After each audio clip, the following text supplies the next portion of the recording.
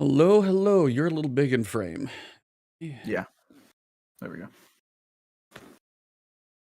Move.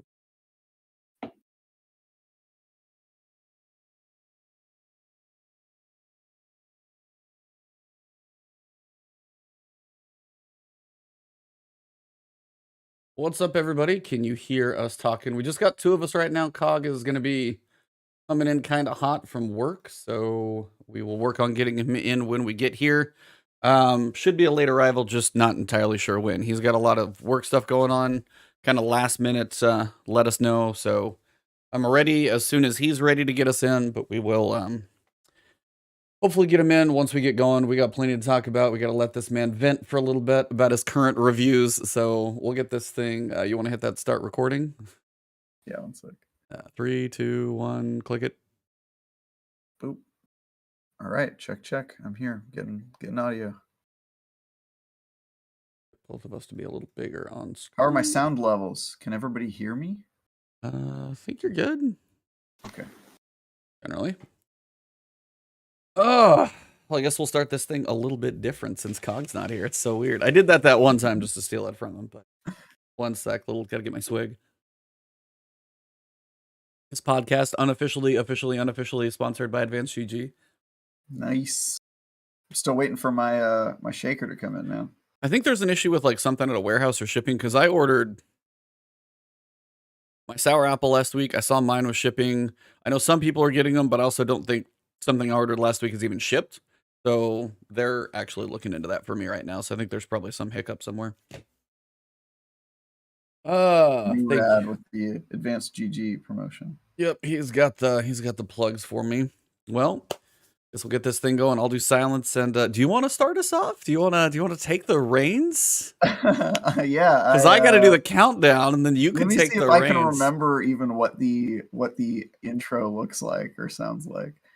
I can do a Cog impression. There you go. Yeah, you got to do the Cog impression. He's not here. You can do that one. So all right, we'll go 5, 4, 3. And we are live. Last word with LordCognito and Ebontis on that Thursday night fireside chat. That's as far as I know. I'm trying to remember what he says after that. Cognito's not even here, so people are audio be like, "Who's talking? Who's that beautiful voice that's indistinguishable from Cognito?" Yeah. Yeah, it's just us right now. It seems like he's going to be joining a little bit late. Yes. So for everybody listening on audio, everybody live in chat right now, Cognito had some work stuff come up, so he's working on just some things right now. But we have a ton to talk about, so we don't want to leave you guys hanging. So we will get this, basically this whole thing started with, I got to ask you, like, what have you been up to this week? Because I got to hear about this. I need some we've had a lot of news. We're going to get to the Destiny news, but I got to hear about this because this tweet went like crazy and I got to know why. So story time. Yeah. So, I've been super busy doing reviews and previews this week. God, my tie's all bunched up. Oh no. I've been super busy doing reviews and previews this week. But one of the reviews that's been on my docket for a while, and I've brought it up on this podcast a few times, is I was supposed to review Crossfire X, the first-person shooter that's sort of like a Counter-Strike Go type console version. That's basically what it's supposed to be like, based on or inspired by or whatever. And they didn't give review codes to anyone. No one got review codes, and it's not Remedy's fault. It was the publisher. The publisher was just holding back codes, and they told us in advance, like, hey, codes are going to be coming out pretty close to release. And so we're like, all right, I guess we'll just wait. And it turns out that what they meant by pretty close to release was literally when the game came out for everyone else. That's when everybody got their codes. The game has gone live. Hey, reviewers, you can play it now too. Yeah, they basically sent out the codes as like a way to be like, hey, the game's out. Now tell everyone that the game is out and they can start playing it. And so I got the game, and I hate getting games on the day they come out because you have to rush. You have to do as much as you can to get your impressions out. Obviously, I don't rush myself on the review because I've got to do it right. But you have to get your impressions out there as soon as possible because people want to know. And there's an opportunity for your opinion to be irrelevant if everybody's able to play the game before you're able to write about it. Yep. So I immediately started playing, and I played like the first full 6 hours that the game was out. I played the game the entire time, and it is unbearable. It is that's a word choice right there. I just want to stop. Not Yeah. like mediocre, not buggy. We've been through that. Not unbearable. Like it is unbearable. It like every part of the game is bad. Like the game modes that they chose to put in the game are like really, really poorly conceived. Like they did no playtesting whatsoever. The game is super buggy and unstable. Even the main menu is buggy. The main menu lags. And like you have to move a cursor around even on the thing console. in New World that had such like went so high in frames it killed graphics cards. You don't have a problem with this game, at least, because it's only going to get like 17 frames. It sounds like. Dude, everything about it is bad. Like it's unstable. The main menu uses a cursor, a tiny little cursor that you have to move around with a joystick on controller, and it's very slow. By the way, like it moves around like this, or to click on things. That already hurts my brain a little bit.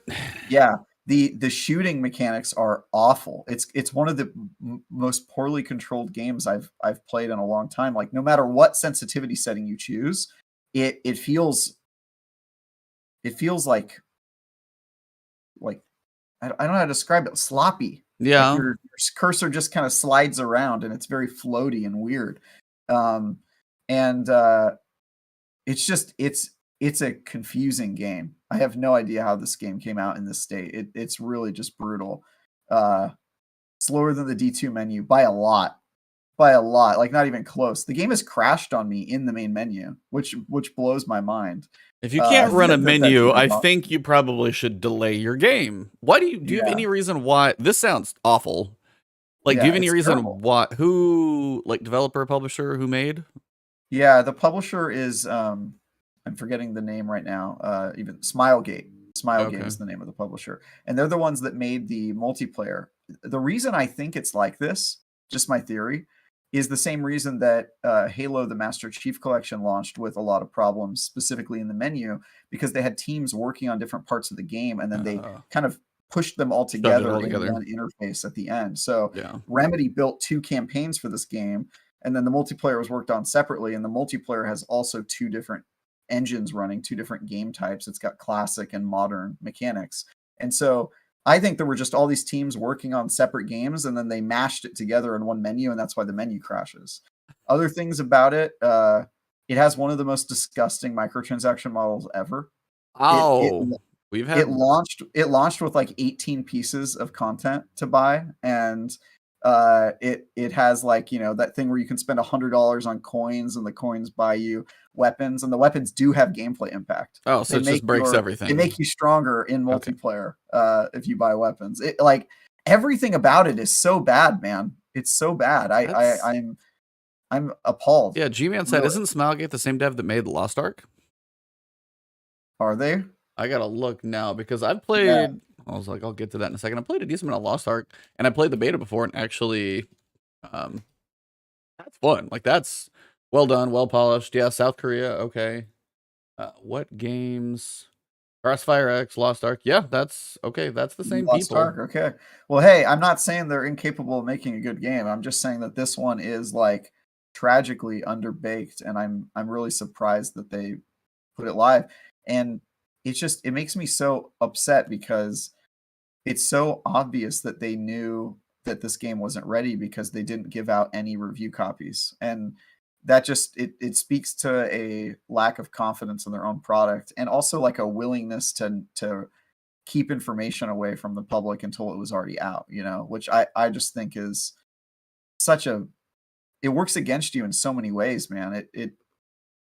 I'm really disappointed in all of this and how it's gone down. But that's what I'm playing. I'm going to be playing it all weekend, and I'll have my review up probably early next week. But I'm sorry you have to work through the mashed potato soup over there that you've got to try and walk through. So I haven't even gotten into the campaigns, which are also bad, by the way. The campaigns aren't good. See, that's unfortunate, because like Remedy's a good developer. Feels like they're Remedy's a great developer, but I Yeah. don't think that they have any business making a modern, realistic shooter military story, You're like, right? control, They make third weird person, games. weird stuff. Like, yeah. Yeah. Yeah, they make really weird games, and they're working on this first-person shooter that's got like a very serious story. It's like, oh, we got to stop this terrorist organization, and all the characters are just so boring. Yeah, I beat the first campaign last night, and now I'm partway through the second campaign. You play one campaign as the good guys, and another campaign as the bad guys. Oh, gotta get a little And perspective in there, right? yeah, right. They're completely different stories, but and there is some supernatural stuff to it, which I think is probably Remedy probably forced that in there because that's what they know how to do, right? They have to have some sort I of was like, that sounds like weird. them. Yeah, it has their touch, like the narrator talks just like in Alan Wake, so they've got kind of that thing, but everything about it, the characters are boring, the voice acting isn't good, it just yeah, I'm so disappointed in this game, man. I was actually hopeful that this would be like a surprise, a sleeper hit, you know? I thought it Yeah. would be something like that, but no, it's really bad. Well, I'm So, sorry that's what's taking up your time. I have been playing a lot of things, actually. I've been very busy. Um, I am on the final boss in Sifu. So I'm literally like last guy to beat in it. Um, that game is interesting because I heard like the nines, and then I saw the sixes. And I'm kind of going, I understand some of the sixes. And I was listening to kind of funny, and they were talking, it was Timur Hussein. I may be butchering his name. Um, he was talking about like he was ripping everything critically apart. Like it felt a bit extreme, but it just did not click with him. So it's one of those where it's like, if something doesn't jive with you, you're gonna find everything wrong with that. And it sounded like it. Then you right. have a couple of the other guys over there, just like game of the year contender. And I'm going, I don't like that is a very different game. But as playing it, I can definitely see it's got some touches of Sekiro with kind of your posture meter, where your blocks and parries and how much you can withstand and how much the enemies can withstand. Um, but there's one mechanic, and this I did hear described well by somebody, is it's the way you're meant to dodge. And it's not going to be Souls where you're like jumping or stepping or rolling out of the way. It's like a Kung Fu like lean or like a bob and Yeah, weave of course. situation. And until you learn to lean into that, it's a pain in the butt. Once you lean into that and then you figure out, okay, now I just have to time the quick bobs and weaves, then it turns into something like it feels really good. And I was telling you this before the show. Like when you get to the final boss, heads up, there's some kung fu involved. But I mean, it gets to feel like an epic, end of kung fu movie, back and forth, really fast, like punches, kicks, parries, like really quick taps and everything. Um, and then just like the sound, like the second level's a club. The first one's not too bad. You get the second level. Second level's probably going to be a wall for a lot of people. But it's got a good club vibe to it, and just like the music behind it. But the thematic elements to the levels, like say the second one, this won't spoil too much. It's fire related, and then you'll kind of see why. And there's other elements of like air and water and stuff that you'll see. Um, I just really enjoyed it for a $40 game. It's not. I mean, Skill Up said it pretty well. It's going to be for a very specific audience, I think. I think he phrased that very well. But for those, if it clicks for you, you're going to want to master it. It just will depend on if you get that click moment. If you don't, you may be like, Yeah. this sucks. It will click for me, I have no doubt. Like, Yeah, for you sure. know what it actually reminds me of more than Sekiro? Because I think people compare it to Sekiro just because they're both like, There's like Ninja parry and Warrior posture. games. Yeah, Yeah, there's like those but pieces. it actually reminds me more of that game Fury. Did you ever play that game? No, it's kind of on like a very long backlog that I've got, but I You know should what play you're that talking game. about. That, That was yeah. like my game of the year that year it came out, 2019 or whatever.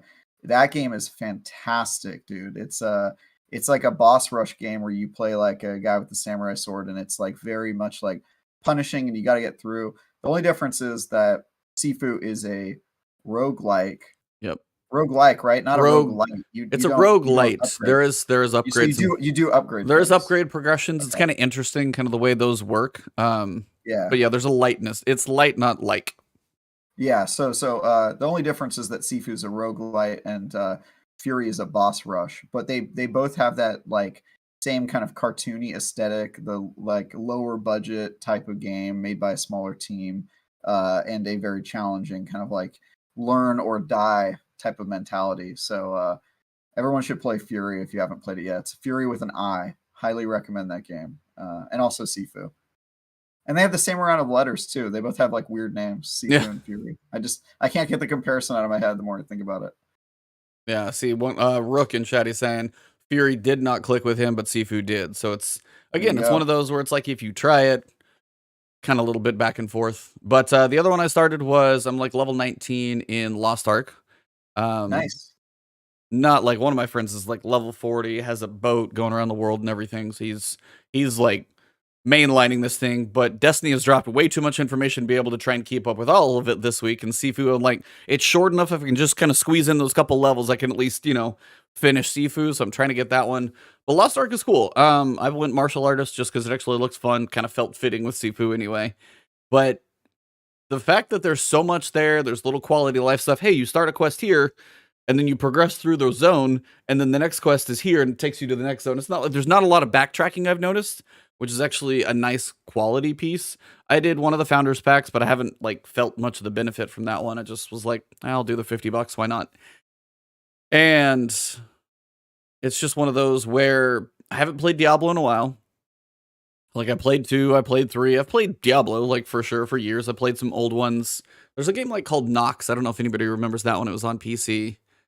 I feel like that's what it's called, but I'd have to look it up. Anyway, I was like, Diablo is still a game. It's, there's some loot you'll pick up and stuff like that. I could be thinking of a different game.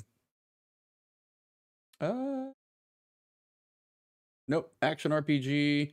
Yeah, it's from 2000. So that's an old one. Oh, wow, that's super old. Yeah, that was old, but it's also like, I've been playing Diablo 1 on a 75 hertz, like megahertz computer in my dad's office. So I've been playing Diablo for forever. So that type of game, of course, I have to try. But it just looks like the world is absolutely massive. So if you're looking for, instead of like Diablo, Act 1, Act 2, Act 3, Act 4, and you're done. This looks like Act 1, Act 75. Like you've got so much content because it is an MMO on top of an action game. Yeah. There's just a lot to do. So that's just one I'll probably play in the background a little bit here and there. But it's actually like, it feels polished. Like it's been out for a couple of years, so I'm not surprised outside of just probably localization. But overall, it's been very good. It's been in preview for a couple of years in greenlight stage. It's been like I think out. it's been like I don't know if it's out or what. It's been in Korea for like since 2019, so it's been in like another country for a couple of years, and this is just the first chance for North America to play it. I think more than anything. Got it. I got it. Okay, makes sense. But yeah, this has also been the week where Bungie's like blah blah blah blah blah. So much information. Can't stop talking about their new expansion. I wonder why. Yeah, marketing, and it all started on Tuesday with the ViDoc in the morning because they told us when it was going to drop. I've broken down all of these on my channel pretty deeply and talked to chat, so I want to get your takes on them first. For the ViDoc itself, we kind of have like a couple main topics. So you can kind of pick where you want to go first. You can go campaign, the next season, the throne world, or crafting. Void 3.0, I'm just going to like save for later. What do you want to touch on first? I mean, I don't think they told us much about the campaign we didn't already know, except for the heroic version of it, right? We got that in the TWAB, yeah. Yeah. I don't know if we learned anything really new from the campaign that we didn't already know about. Correct me if I'm wrong. I mean, not a ton. I would say more the fact that we had just like the cinematic shot. I kind of wanted to get your take on a couple of those. Mainly the one with everybody in Zavala's office. Next to everyone. Cool. Yeah. I mean, they gotta have some sort of like, let's get together and battle plan this thing out. Actually, you know what? We did learn one thing, which is that Caiatl's involvement in the beginning. Yeah, so she's involved in Season of the Risen. She's in part of season 16. But it seems to tie directly into Witch Queen because it's like, we have Lucent Brood. We need help. So it does seem these two tie very closely together. Saffican isn't dead at the end of the campaign. I mean, we don't know if she dies and rises as like a guardian or what yet. So, I mean, it does look like in the ViDoc, you've got a glimpse of whatever's going to happen. Oh, by the way, should we cover this first? The story beat didn't drop yet. Season of the Lost is not done. I'm starting to think it's not going to happen. I think they're just going to start next season on the 22nd, and that will be and that's going to be the like last season. That's gonna have the chrysalis opening. There's not. Yep. There's nothing. Yeah. We're all I think waiting there's for. gonna be nothing. I really do. So you think that versus say something like next week is Iron Banner? Now, do you think they would time it with, hey, people are going to log in for Iron Banner? Maybe they'll log in and see this. Do you think they would try a live event? I would like them to, but I don't think they're going to. You actually think just nothing? You think it's just Witch Queen, go? Yep. I do. I really would like do them to tell us. I would like them to tell us that. Be like, hey, just don't expect any more story stuff. It's all happening when you log in on Witch Queen, so everybody gets it together. Just tell me that. Yeah, they might tell you that. That's not spoiling anything. That just tells me stop waiting for it to happen. The other option would be we have 14 hours of server downtime. So if they tried like a live event to shut down the servers, it would be at like 7 p.m. Pacific time. There's no way. Or 6 p.m. Pacific time. Like that seems. They would tell us because they told us last time like weeks in advance. Yeah, I thought so. Everybody had to be logged on. I feel like they would tell us already. So again, I honestly feel like they're not going to do anything. It's just going to be servers go down, you log in, we get a cinematic of whatever happens with the chrysalis and Mara and everything else, and then we go. I think so. I mean, it would give the new person logging in of all those million people who pre-ordered this thing, I guess, a tiny glimpse of what just happened. But it's just so weird that there's would be weird. That there's just nothing. For Season of the Lost, though, it wouldn't be that weird for the Witch Queen. You know what I mean? Like, right? Yeah, Witch Queen. It would actually be a really cool kickoff, and actually kind of like the idea of that. But that just means, don't leave me hanging at the end of the story until the next season. That's just got to be. I feel like if this was their plan all along, they should have told us when we finished the quest that was all we were going to get until Witch Queen. I feel like they should have just got ahead of that way early, because the fact that people have been waiting, like Paul Tassi puts out an article like every 2 days about when this story beat's going to drop, and I honestly think he's just going to, like, next Tuesday he's going to be like, okay, I give up. Like, I think he finally. It's not happening, right? Yeah, I think he started to give up, but it's like, but yeah, that's the thing. It's. You do all this, like, we've been doing these seasons. We have 8 seasons in a row now. Shout out to Necromancer Zale, by the way. With Caiatl's involvement, I hope we get missions fighting with Cabal allies like we did the Fallen before. That would actually be cool when we get to Season of the Risen. I would like to see that. It looks like we will, because I think I saw in the ViDoc there was some of those scions were suppressing a hive brood's light. Yeah, so it looks like maybe they're gonna have like mechanical kind of impact on I think maybe story missions. I couldn't tell if that was like a cinematic, like, hey, we have these scions holding this thing down so we can like study it, or if it's actually in a mission where you got a couple and be like, okay, this is happening. I saw that exact thing too, where it's like the power of the scions. You actually get to see them basically keeping one of the Lucent Brood imprisoned. But yeah, Caiatl seems to have a light suppression technology, kind of like the scions used for the Ghost before. And now she's kind of harnessing that. And it looks like we have some electric spear, like arc spear, which is the artifact, it sounds like, because people have kind of compared the arc spear with like the little handle to what you can see in the little icon for the artifact on one of the pictures from last week's TWAB.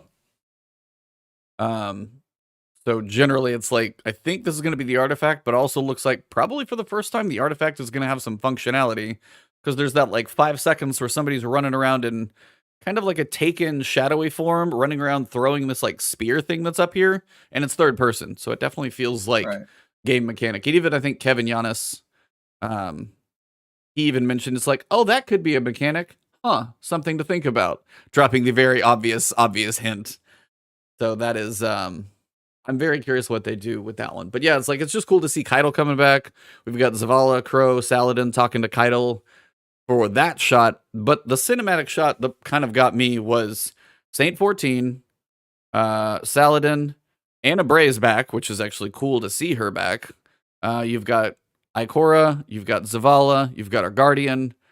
I think that's just about everything. The only one who's not in that is Marasov, so I'll be kind of curious where she ends up. But it's like, and then there's the one where Ikora's carrying something out of the office, and everybody's kind of speculating what that little image is, but we can't entirely tell. Do you have any? I do know what part I'm talking about with her like walking out for that like 2 frames where there's half of it looks like a little like worm tail over here, but again, the other side looks very odd. It looks like a fish, but it's not. No, I don't remember that that scene. I actually watched the ViDoc and a whole bunch of other stuff this morning in preparation for the show, just to like refresh myself because there was so much that came out. I was kind of like, I don't know if I even remember it all. So Yeah, there's been a lot, and I've even like broken it all down in videos, and I can't even remember everything. Hence, I've got a lot of notes and stuff going around.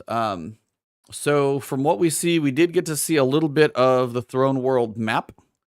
So we got to yeah, see, it seems like the first mission is going to be like Mars is like a touch point to go to her throne world, as well, because you've got her ship sitting there, a couple guardians on yeah, there. Ikora is going to be standing outside.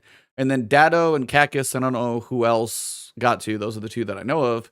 They got to get like exclusive, like early yeah. access, kind of got to see that way. And Datto basically said like where weapon crafting takes place in the Enclave, which we'll get to. It's Mars, but it's not Mars, is the way Datto phrased it. He's like, and I'm not saying anything else. So I don't entirely know how to take.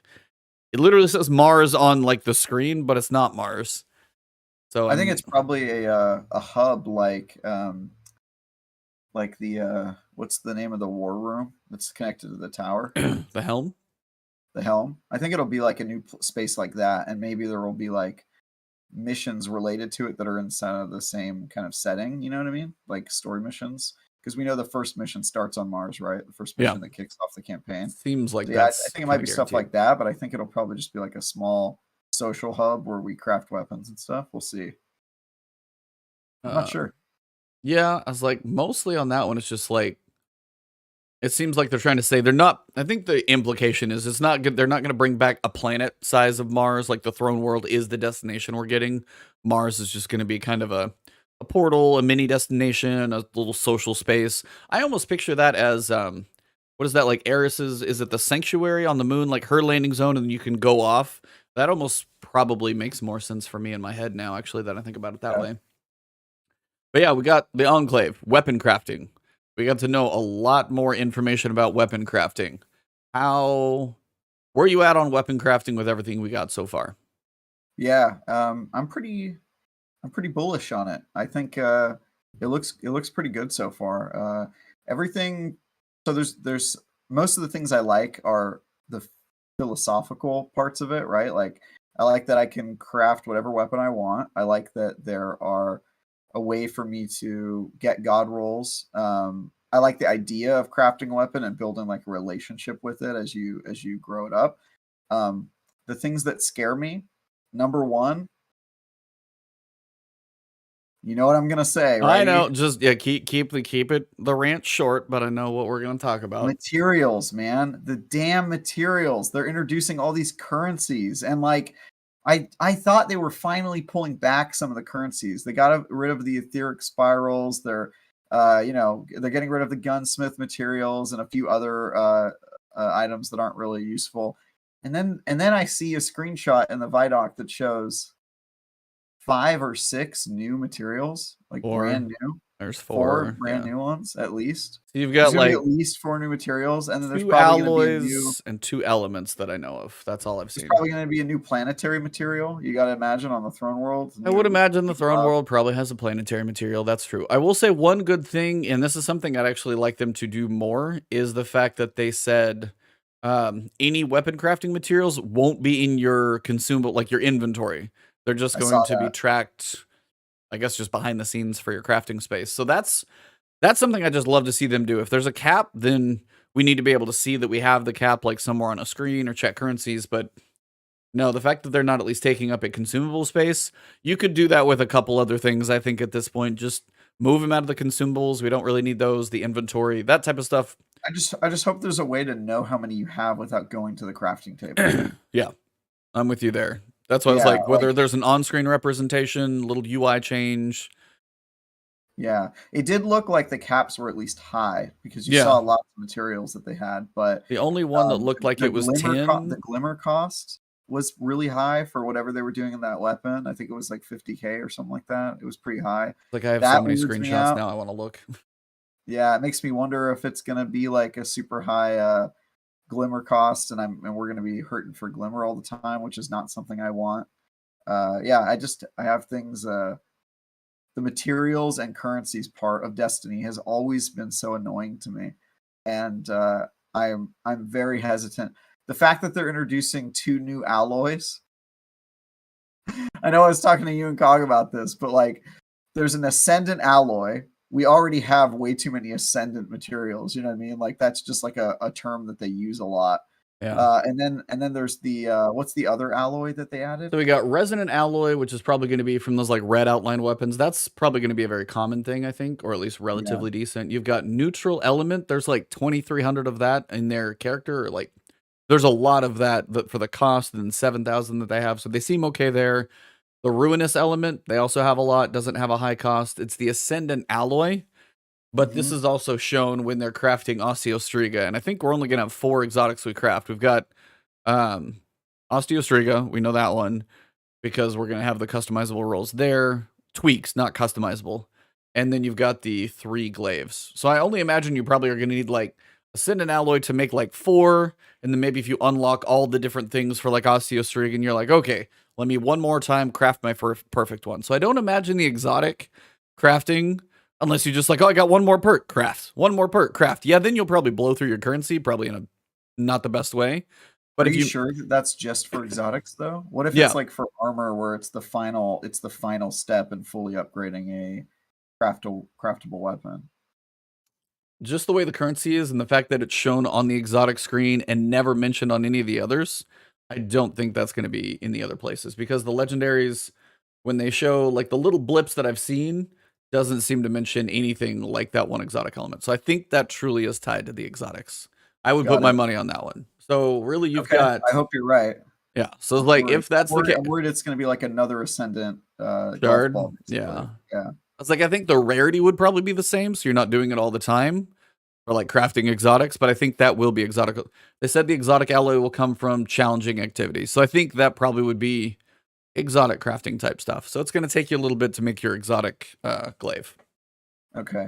And then the thing that bothers me is all the new materials that they just sort of like offhandedly showed on screen makes me think that they're going the way of the Dawning. I think that like crafting is going to be a little bit like making cookies where there's like 20 different, all the different ingredients that you collect kind of passively as you play the game, and then they all have ridiculous names and then different combinations to make different cookies. I don't think it's going to be that bad. I really don't. I'm wondering, are there going to be like different materials for every element? So like the neutral one is for kinetic, and then there's like a void one if you're making a void weapon and stuff. Like, are there going to be so many materials that I feel like I'm always playing the Dawning? You know what I mean? Like, I would. So if they go, the alloy seems separate, the neutral and the ruinous. That the element I can't quite tell because we've only seen it in that one piece. Yeah. I don't feel it's going to be. I don't think it's cookie level. I don't think you're going to have 5 and 20 different things going together. If they really go down the path of like Arc Solar and Void, I would actually still be surprised on that as well, because I think the bigger grind for crafting is going to be crafting your main weapon once, taking that weapon all the way through 1 to 20. That's the grind that I wonder about, is how long it takes a weapon to go from 1 to 20. Yeah. And then, because they said it's not going to be bad, but you're going to have to spend some time with it. So it's like, it's all relative. But I mean, what you're unlocking is like, you're unlocking perks first, but then you're unlocking enhanced perks. So any perk that you can think of right now, subsistence, there's also an enhanced subsistence. So if you get 12 bullets in the chamber, maybe you're going to get 15 or something. So those are like later parts of the grind. I think that's going to be the time consuming part. They said there's going to be like activities and the world sources. I'm guessing they're going to probably make crafting for when you start. If you know Life It, you'll probably be able to do decent in crafting. It's going to take you a little while to get into, but this is something they want to last for a little while. But I also feel like later on in the season, we're going to have enough of everything we need to do. It's not really going to matter that much. That's my hunch. Yeah. It's going to start a little slow, and then we're going to start accumulating so much. Then it's mostly just going to be the time with the weapons, which is the longer grind. That's what I feel is going to be the big one. That was my first reaction before they showed the materials in the ViDoc was, oh, crafting actually doesn't seem bad, but the part that bothers me, or that I think has potential to be bothersome, is the time commitment to invest in each weapon, because they tried that in D1 and it was not good. Like nobody wanted to spend time using a mediocre weapon just so that they could upgrade it to its final form.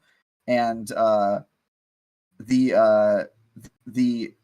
solution that the community ended up coming up with was just burning through all of their motes of light to skip that process. And I feel like it's inevitable that if they introduce weapon crafting, they're going to have to create some sort of system to speed up the weapon crafting experience point gathering system, and they're going to end up just with the same system, right? There'll be like some consumable where it like doubles your weapon crafting experience or whatever the heck that is. Yeah, I mean, that definitely seems like it's got a possibility to happen. I don't know for sure. They haven't said anything about it. That may be like, okay, this part's slow, nobody likes it, so we're going to go ahead and give you guys this that you can now grind for. I don't know. That would actually be one of those times where like all the weapon telemetry that we have sitting around right now before everybody turned it all in, that would be the one thing that thematically would make sense for that, but right, that's going away along with the 16,000 weapon parts that I still have to turn in. I think I turned in 28,000 this past week. You get anything good? No. Do you even look at it, or you just do it and dump it? I looked at it for about half a second each weapon. Like unless it like jumped out to me like it was really good, I just got rid of it. Yeah. I think weapon crafting is going to be. It may fall into. I think it's going to give a nice like depth to some of the weapons because it's going to. You're going to have a lot of sources for weapons. They said there's 42 new weapons. I think there's plus probably about 6 or 8 exotics that they haven't really mentioned. So we've got a lot of new weapons coming. Some are going to be the random drops that you get resonance alloy out of. Some you're going to craft. Some are going to come from Gambit and Strikes and Crucible. And we actually got to see like traits. Now we're seeing more information about if you get a Gambit auto rifle, it can have the trait for this and this. And you're still going to get a lot of random rolls.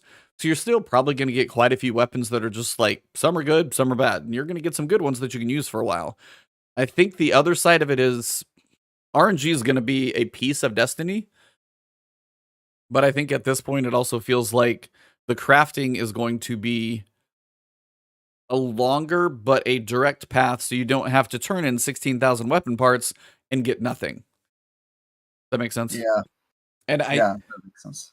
I was like, I'm with you. I'm definitely leaning bullish on this as well, as it gives somebody who does jump in, who plays Strikes and does kind of more casual stuff. They get a weapon, they get it, and they're like, okay, I really like how this one feels. Let me work on unlocking everything on it. And that's just something they can work towards. As opposed to the person who plays like 20,000 different things, gets a bunch of drops, and they probably have some RNG that eventually ends up being good. Right. So hopefully it's like a balance in between. It does sound like you're not going to be able to craft the best weapons in the game using the crafting system, right? Like there'll be god rolls for that weapon, but not like the equivalent of the adept, weapons you get from Grandmaster or from Trials I was like stuff like that. Yeah, I was like, unless you can take it to level 20 and that opens up like another socket, because then everybody would go down to crafting. So yeah, you'll still have stuff from dungeons that would be adept, Grandmasters, that makes sense to keep it. So it's like, I mean, it's kind of the way they said about pursuit weapons. I feel the pursuit weapons it's 70% of a god roll. It's a good roll. I think this is going to be like 90% when you put the time, 90, 95%. And now with like the masterworks and stuff like that being such minimal stat boosts, the average player can get pretty much what they're going for if the perk exists on that weapon without hopefully just like, rolling the dice on every single thing that they do. They have a path to go down if they want to. Right. So yeah, weapon crafting, little things that I did gather from different videos. You can't change the archetype. So you can't change it from high impact to rapid fire. If you're going to craft a weapon, it just seems like it's going to be that type of weapon. I don't know if you can change it Arc Solar Void. I feel like the weapons right now seem to be pretty static, but it's more about the perks that you can pick. But the enhanced perks do seem really cool. So the fact that you can get auto-loading holster from, maybe you got to have it holstered for like 3 or 4 seconds. Now it's down to 2 or 3, whatever the deduction is it's probably going to be small. But if you like the weapon anyway, all the perks you have on it just got better. The thing that we don't know, and I'm still wondering, I was kind of going to get your take on this one. We know, we're going to have to grind the resonance alloy, it looks like, for crafting stuff. And we see that kind of floating around in some of the pictures. I still don't know what the grind is going to be like to unlock Rampage as a perk. unlock subsistence as a perk. I know if you get an auto rifle with subsistence that has the resonance thing on it, you need to do something. Is that going to be a pain in the butt, or is it like, we'll unlock the perks first?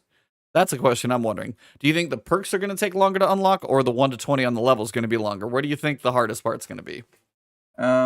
Yeah, I think it's the perks are a one-time unlock, right? Once you get the resonance perk on a weapon that has that, you just dismantle that weapon and then you can craft that perk forever. That's what it sounds like, right? I don't know if it's a dismantle. It seems like there's this little like mod like thing that you can choose to equip, and then it's got an activity progress. You do that.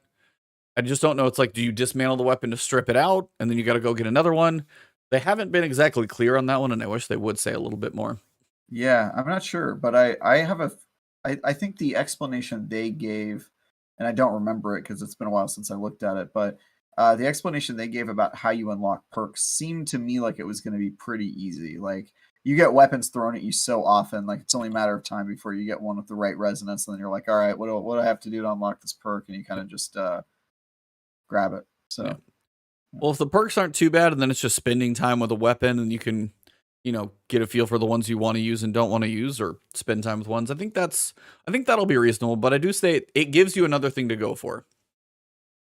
And hopefully it's done in a reasonable way. Because as you said, there can be currencies, there can be things you buy later to speed up. There's a lot of ways it can go poorly, and we're speculating about a lot of them.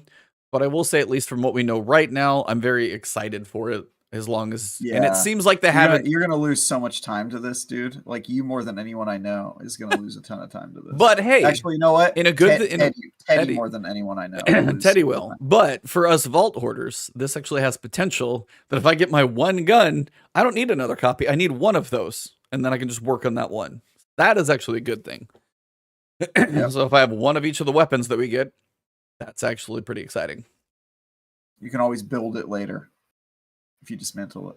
Yeah, I mean, you could build it, you could dismantle it, or if you just, unlock the perks later, go back, okay, now I know I got this one, I need to get this thing up to whatever level to unlock the enhanced version. So far, pretty good.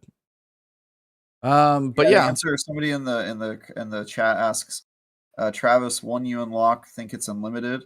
Once you unlock, think it's unlimited, you can apply the perk to any weapon you want. Yeah, I do think so. They haven't said that it's like going to be a consumable, and I think the way they've been with like mods being cheap and perks, I think as well. I think, yeah, is what you're saying. It's like, hey, if you've got Rampage unlocked, cool, you got it. Now it's more about spending your time with the weapon, choosing it there, and having that ability. I think the idea of like, if you go through the process of unlocking, because yeah, if every time you wanted subsistence, oh, I got to go find another resonance one, oh, I got to pull it, that would suck. That would be, that would be a problem. I don't think so at all. I think they're going to make it a little bit of a mini quest or bounty to actually get each of those perks unlocked, but once you do it, you'll just be able to select it from the weapon crafting table anytime you're crafting a weapon. That's just my impression on the way that they're describing it. I also feel like they would mention if it was a consumable. Also, if you were upgrading a weapon, you probably would see blank out of total blank perks being used, which we haven't seen in any screenshots. Also true, so that kind of also tells us that it's not a consumable. Yeah. So, and it's just, again, I'm with you. I think it's got to be an infinite unlock for the table, because the table, the time with the weapon, that's where the time is. They can't double time us, I feel. Not saying they wouldn't. Well, they can. They can. They have. Never forget transmog. Never forget transmog. That was quadruple timing, but either way. Let's see. So yeah, campaign, we know first 2 missions are going to be free for everybody. So everybody's going to have access to weapon crafting, which is good. Also, is that teaser be like, hey, you like these first 2 missions? How about you come play some more and buy this expansion? But I will say one thing for the missions themselves we did figure out is, and this will kind of touch on the 12. I'm trying to go in some semblance of an order, but it's kind of being shot as I talk. We have normal difficulty and we have legend difficulty in the campaign. Right. Both the missions are structured to have a feel almost like dungeons, where you're going to have probably some traversal and then like an encounter with a chest, and then you move on. So it sounds like you're going to have encounters, chests, moving on, maybe a boss encounter at the end of a mission. Like, the missions are going to be in stages, not just run over here, throw your ghost on a little thing, defend a point, kill a worm god, and you're done. It does sound like there's going to be a lot more to these missions from what I can tell. You're going to have more modifiers like rotating enemies, things of that nature, but legend difficulty, I kind of want to say this early on in case people, don't make it to the end of the episode or whatever. The rewards for legend.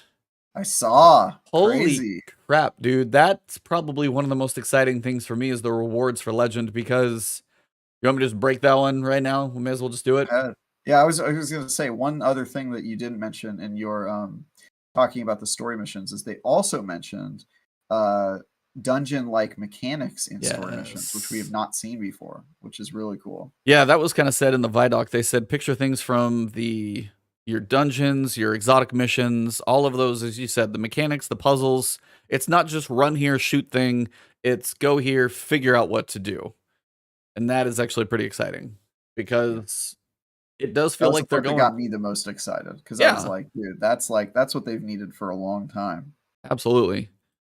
So yeah, you'll be figuring out these puzzles. You might be doing it on hard mode. But the rewards for legendary difficulty are well worth it. And I said this in the video. I'm gonna have to update my video I put out on Tuesday for the leveling guide. Now just got a giant. I need to edit something in the middle, and you can't edit on YouTube. But the big deal is you get an emblem, you get a triumph, cool. You get a set of gear when you complete all the missions on Legend. This is the key. You got to do all the missions on Legend. We don't know how many, but you get a set of gear 20 points above the soft cap.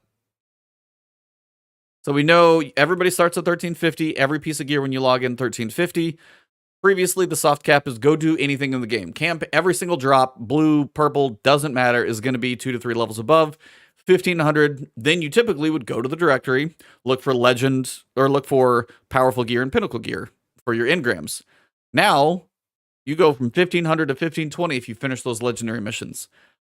That is a huge jump. They've never done anything like this before. My only question I had about that is, how difficult are the legendary missions? Because they would have to be somewhere around 1500 or lower to make that set of armor worth it. So they explain here. I'll explain it because they actually kind of say it. Basically, it's got contests is the best way to think about this. Yeah. To set difficulty expectations, the Legend campaign is designed to be harder than a Legend Nightfall. Legend Nightfall's right now about 1320, I think. They're not too bad. Though it is easier than a solo dungeon or running a Grandmaster Nightfall. Enemies are more difficult and more aggressive. They also have higher damage resistance, are more of a challenge to stagger, and shields are stronger against unmatched damage types. So I don't know if match game is on or if match game is it's definitely going to take more to break it. Arbalist is probably going to be your friend, telling you now. Arbalist is killing those Lucent Brood with match game on is going to be brutal. Yeah, I'm telling you, Arbalist, I don't know if I'm going to take that thing off. That thing's just the fact that it can hit any shield and then break it, switch over to hopefully a heavy and nail it. That's going to be big. The challenge of Legend also comes from switching up enemy interactions and infiltration, like swapping out an elite for a boss or having an influx of more red bar foes. They're actually going to have more enemy density in certain places or more boss and level enemies in places where there were previously just orange bars or elites. Can I overlevel this content? Each mission caps your power, similar to raid contest mode, so that all Guardians have an even playing field to avoid feeling like every step is a grind. The mission launch screen will have a skull displaying each mission's max effective power. If you're underleveled, be prepared for a tough fight. So I was kind of having a debate with chat, with chat and people in my Discord and everything else. Do you feel it's going to be beneficial to beeline the main campaign and then go back on Legendary, because then you'd at least be at contest level at that point? Or do you think you'll probably be able to level with it? Because there's no point in over-leveling, and you might pick some stuff up along the way. Yeah, I think we'll know closer once we know how much you level naturally during the campaign and stuff. Because if the campaign is short, you're probably going to need to do the legendary version to make it, to kind of close the gap, depending, and not use your powerful drops. Because if you have guaranteed 1520 by doing legendary before you've used any of your other drops, I think that's important. But if you're already 1500 just from being the main campaign beelining it, you probably won't need to go back and do legendary ever, because you'll just get to 1520 just by doing strikes and stuff. Yeah. I also find I have a lot of confidence that the community will find like a more efficient way to level than anything that we're thinking of right now. You know, people will be like running Lake of Shadows, and somehow that'll get them to like 1540 in like an hour or something like that. I was So like, I could who imagine though, knows? like, there's probably going to be some elite people go in and literally just go through, probably as a fire team. They will. The thing about this, it does scale per people, which is 1 player, 2 player, 3 player. It's not 3x health, but they said it does scale, so it's more manageable for a solo. 3 people have a Yeah. little bit more to go against. But I mean, if you're getting double reward chests with 1 to 3 extra chests per mission, each chest would give you a perk pool, XP, upgrade modules, glimmer. Legend players will be able to earn Throne World armor and unlocks at a faster rate. Basically, a higher risk, higher reward. That's the obvious part, but I don't know. I have this temptation to really want to go Legend first, just Is because, that like, even possible? Isn't it 1500 difficulty? no, it's like when you look at the directory, it's 1360, 1360. You can start Legend difficulty from the get go. Oh yeah, we should do that. You mean Cog, Ultimate Fire Team? Just have to try and pull Cog away on a Tuesday. Good luck with that. Yeah, he's got to be taking that day off, right? I hope so. I don't know, actually. I actually haven't asked him if he's got that time off or how much he's going to get to play in the beginning. I haven't asked him. But yeah, the big thing is getting from 1500 to 1520 just by doing those missions. You save all of your weekly challenges, powerful pinnacles, and all that, which means, honestly, there are going to be people who are 1550 going into the raid. So, I mean, that's not going to be a challenge, I don't think. Absolutely, yeah. But yeah, New Rad saying it's like I tend to go into things fairly blind, and that's kind of one of those where I'm wondering if I want to try and do it solo first or if I want to take a fire team with me first. Because that I can't decide on. I always try to do the campaigns by myself. I do too, because I want to like inevitably somebody joins my party or hits me up with a fire team invite, and it's like impossible. This is why I was happy that Halo Infinite didn't have co-op when it launched, because it meant I had to play the Halo Infinite campaign by myself. Because you play a co-op and you don't understand the story because your friends are making fart jokes and stuff on party chat, and it's just like you can't pay attention to the story as much. So I kind of like having that pure solo play experience first, and then going back and doing it with friends and kind of going over the top with it. So we'll see. Would you do it on Legend by yourself if you ran through it?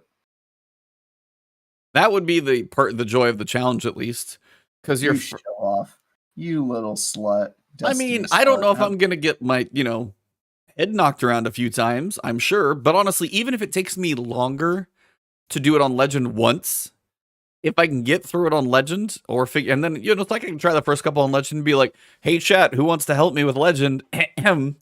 But either way, it's like if I can get through it, even if it takes me like, I don't know, 50% longer, I still 1520 gear straight away. Like your average of gear is gonna rise so fast if you can get that gear. It's gonna be so worth it to do. And that way you've experienced probably the way they would build the campaign for you to optimally play it. Because you would probably walk through the stories you always do in a Destiny campaign. La la la, nothing hurts, shoot a worm god in the face and you're dead. Or you can actually experience it with a challenge how they probably want you to. We don't get big campaign expansions very often. Everybody's like, oh, I want the big campaign expansion drop. Well, then make it a challenge and don't ruin it on the first 5 minutes.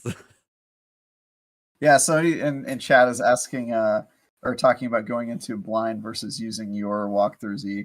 My policy on I basically don't watch any YouTube, to be quite honest with everyone. But my policy when it comes to videos is I do everything blind. Raid, strikes, content, all that stuff blind. I really only look at ease content when it's about like, hey, here's all the stupid grinding you have to do to get ready for the next DLC. And here's the most efficient way to do it. Like I'll watch that video of Ease because he's good at like, hey, here's how to grind for materials and stuff you'll need to think about for the next one. But yeah, I don't like to like get dungeons spoiled for me or stuff like that. And I definitely have never watched like a gameplay strat video. Like here's how to run a Nightfall or here's how to beat a raid. I've never in my life watched a video like that. So he's an elite gamer. He doesn't need help. It's fine. I just like to figure it out, For me, that's part of the fun, That's the same way with Souls type stuff. I'll always go through. I don't have anybody I don't do any summons. I don't pull anybody with me. If I beat I can't remember. It's always the Nightmare King in Dark Souls 3, the optional Cloud Dragon boss, that guy. completely evil the dude. Forgotten King, the Nameless King. Nameless rather. King. Yeah, that's Nameless. the second hardest boss fight I've probably fought outside of the end of Sekiro. But yeah, I was like, I'm still gonna figure it out on my own. I'm not gonna look up a guide. When I'm done, I'll go look up. I'll be like, all right, what's the speed run? You watch somebody just absolutely work the guy. I was like, that's how you're supposed to do it, not like on pins and needles, pucker factor 100, and then I barely finished it with this much health. Factor 100. So wait, end of Sekiro, are you talking about the ninja guy that you fight in like the field? Mm-hmm. Really? You had trouble with that one? Oh God, yes, I did. Really? Mm-hmm.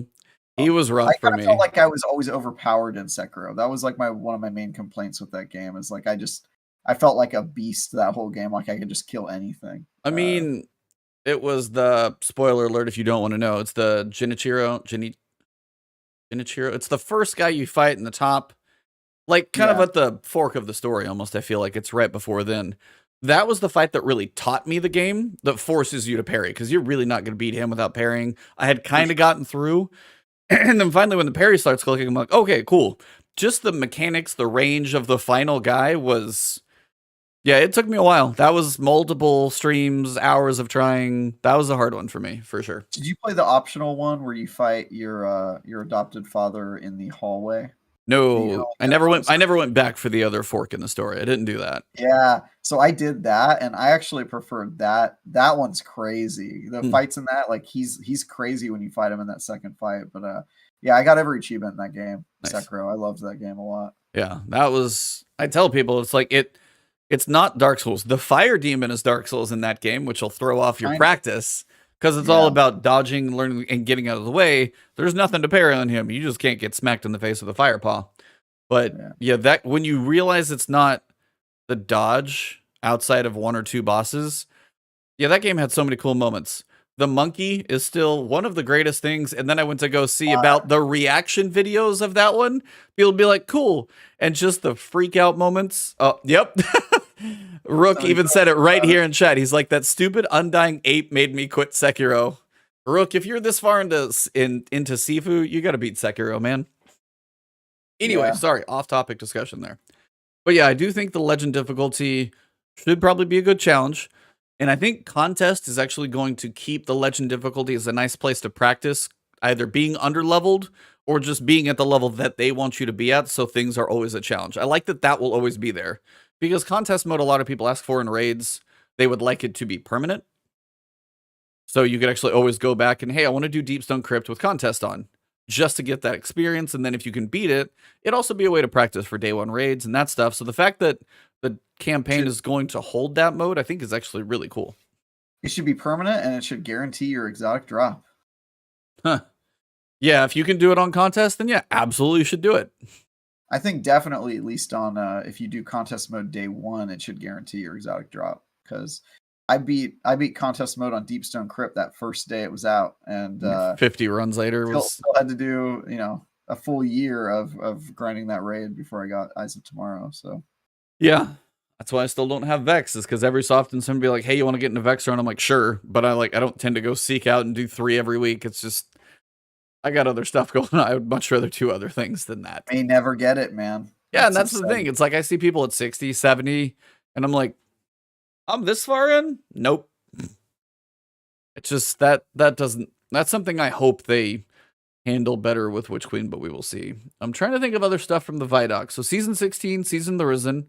We got Caiatl. We do have a new perk.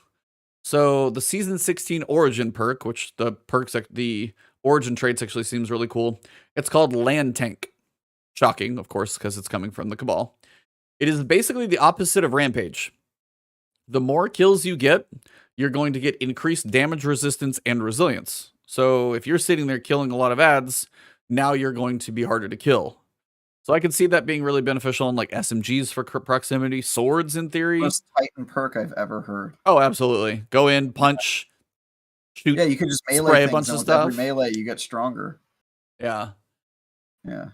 So that one actually seems pretty cool. I'm actually pretty excited about traits. It's going to give the weapons just a little bit more uniqueness where you can, you take the Trials weapon into a solo Lost Sector because it works for a solo build. That type of stuff that I'm excited to see. Oh, you're doing low level stuff? Take the Strike perk where every kill gives you 7 health and you just like constantly run. Or if you need the champion one, stun a champion, you get like 60 recovery straight away. And then you're going to be able to pick between the two. They really are giving us a lot of flexibility on our weapons between the crafting and the traits and the flexibility. Like the pursuit weapon has crucible, strikes, and gambit. So theoretically, if like you got a shotgun, the pursuit weapon is going to be a shotgun, which is unfortunate, but not going to be too exciting for me. That feels like more of a crucible weapon than anything. Right. So yeah, that's most of season 16, I would say, with the Tusk armor. Thumbs up, thumbs down. What do you think? No, that's the gladiator thumbs down. I think all the armor that they've shown so far is kind of ugly. I didn't really like the Witch Queen astrology armor that they showed off. See, I like that stuff. I like all the elemental or the elements in the like NaCl. Just I don't know. I like the look of the dark color with the green, but I like dark green. I like green, so it's like a kind of a black and green contrast where the green, like the little emblems pop. That's I don't know. For me, it actually works. And if my Titan could have some lean shoulders. I haven't found anything cooler than my Iron Banner Samurai armor. I mean, that's not a bad one. Yeah. So Tusks, no. We'll have to see if Cog is down for the Tusks, but what can we do? He's down for everything. That guy's so positive. It's fair. Let's see. Throne World. We know the Enclave. We've got a couple other areas that we can see. The big thing about the Throne World is kind of the difference of the two areas that we've got. We have the vibrancy, the brightness, basically it's her fortress area. Her palace is a nice way to say it. It's got the hive architecture, but it's basically white. And they even talk about it in the video, the ViDoc of her.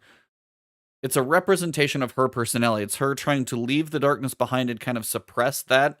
That's the swamps. That's the underbelly that we've seen with like kind of the fiery pits. That's the pyramid ship, kind of the darkness in the background versus the light side, her trying to basically pair with the light. And it says that's what we're trying to stop, which we got a little bit today.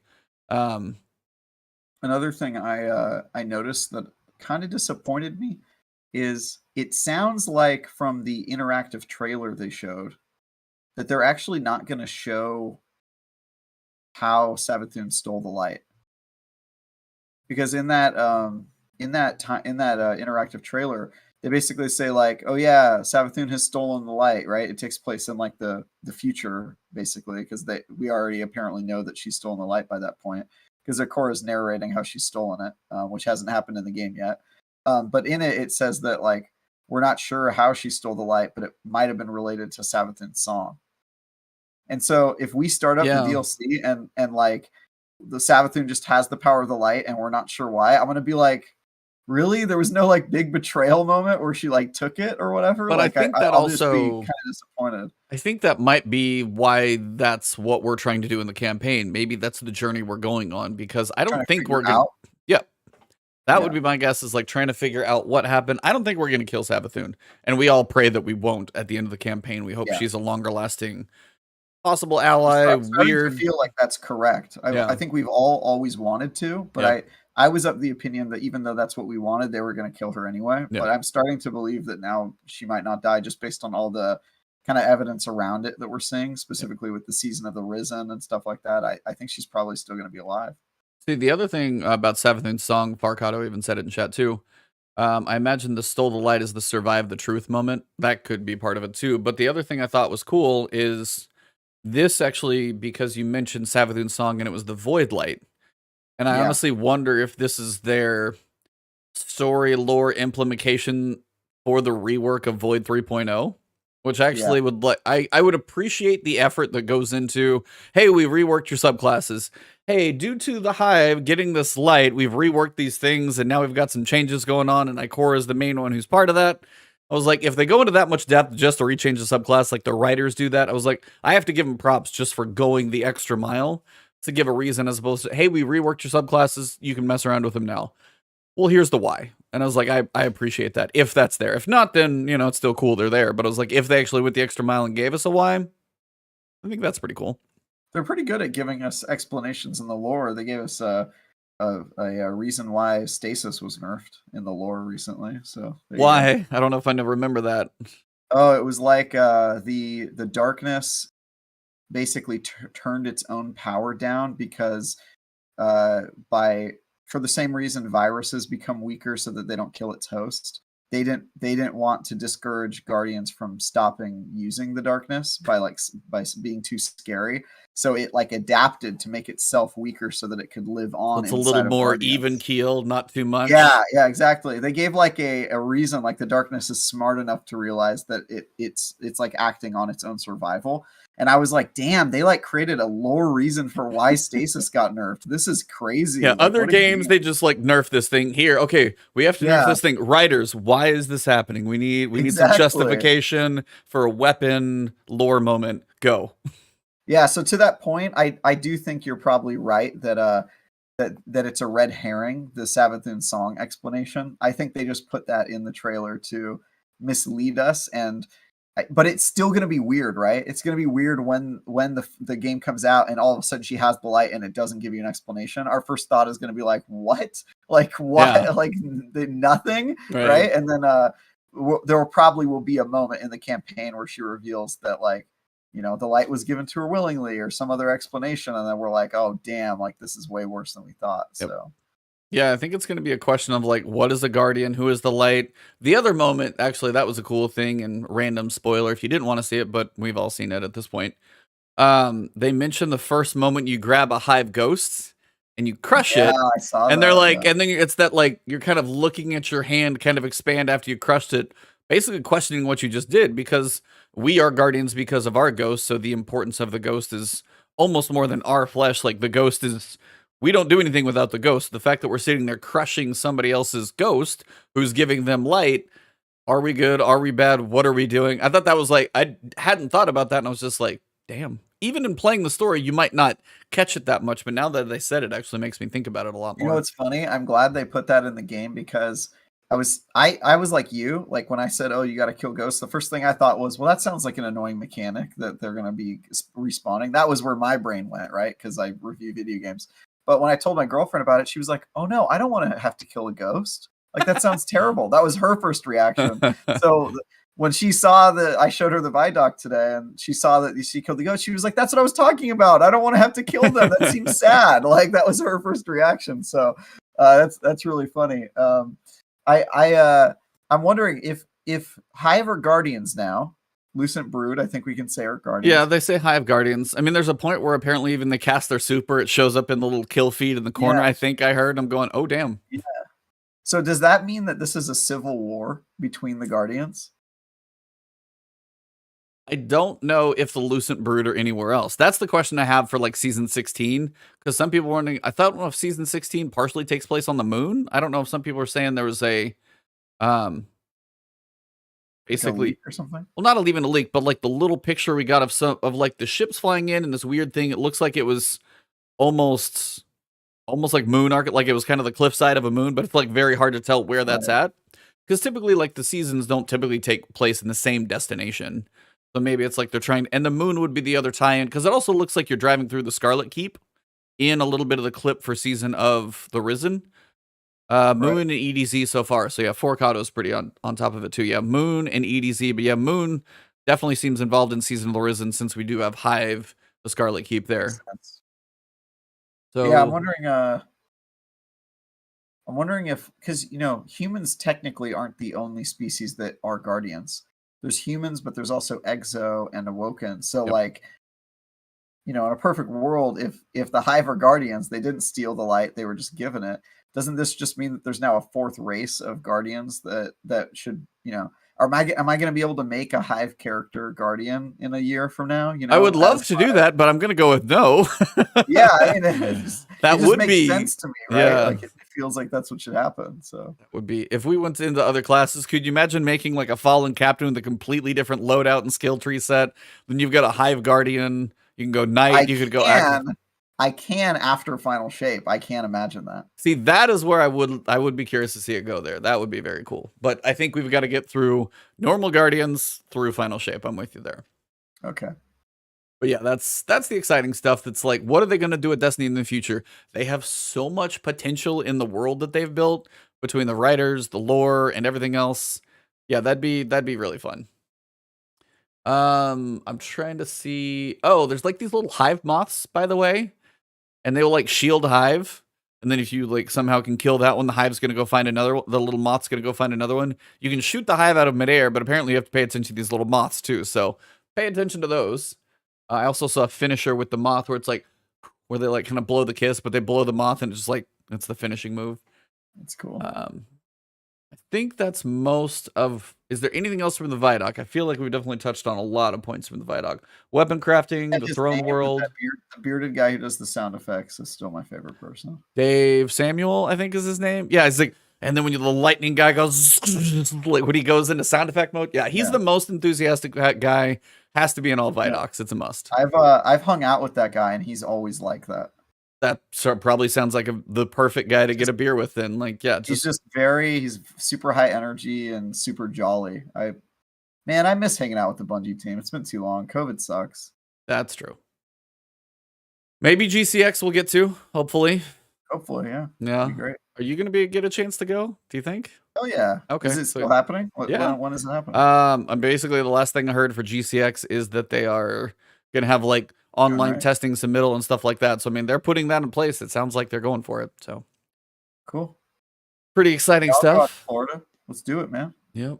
We've like Cog and I have our hotels booked already, so we got that one. It's just plane tickets. Whoa. Oh yeah, we've had those for a while. Wow. So without me, how dare you? I think we did that before you were on. Pretty sure. All right, I'm sleeping on your couch. You can sleep in Cog's room. Just get get 2 queen beds, and you can take the other one. So, or are you gonna spoon? I guess that you might have to figure that one out. Oh, we're gonna spoon. Come on, big spoon or little spoon? What are you gonna be the? You got to be the little spoon. Warlock and Titan. I'm gonna be Saint 14. Okay. Yeah, you'll be big spoon. There you go. Yeah. Cog misses the fact that he's not here. He would be dying right now. Yeah, I'm gonna cast that bubble shield over our bed so he's safe. Oh, that's amazing. So I think that kind of puts a pin on the ViDoc. Next major thing we got, because it has just been a week of news and news and news and news. Void 3.0. Are you excited? Yes, I am. Even though it seems like the Commander Titan is gone. What do you mean? Like the middle tree? The shield Titan that buffs. It looks like that maybe is not. At least they didn't showcase it in like the new. I think you're still gonna have the option for that.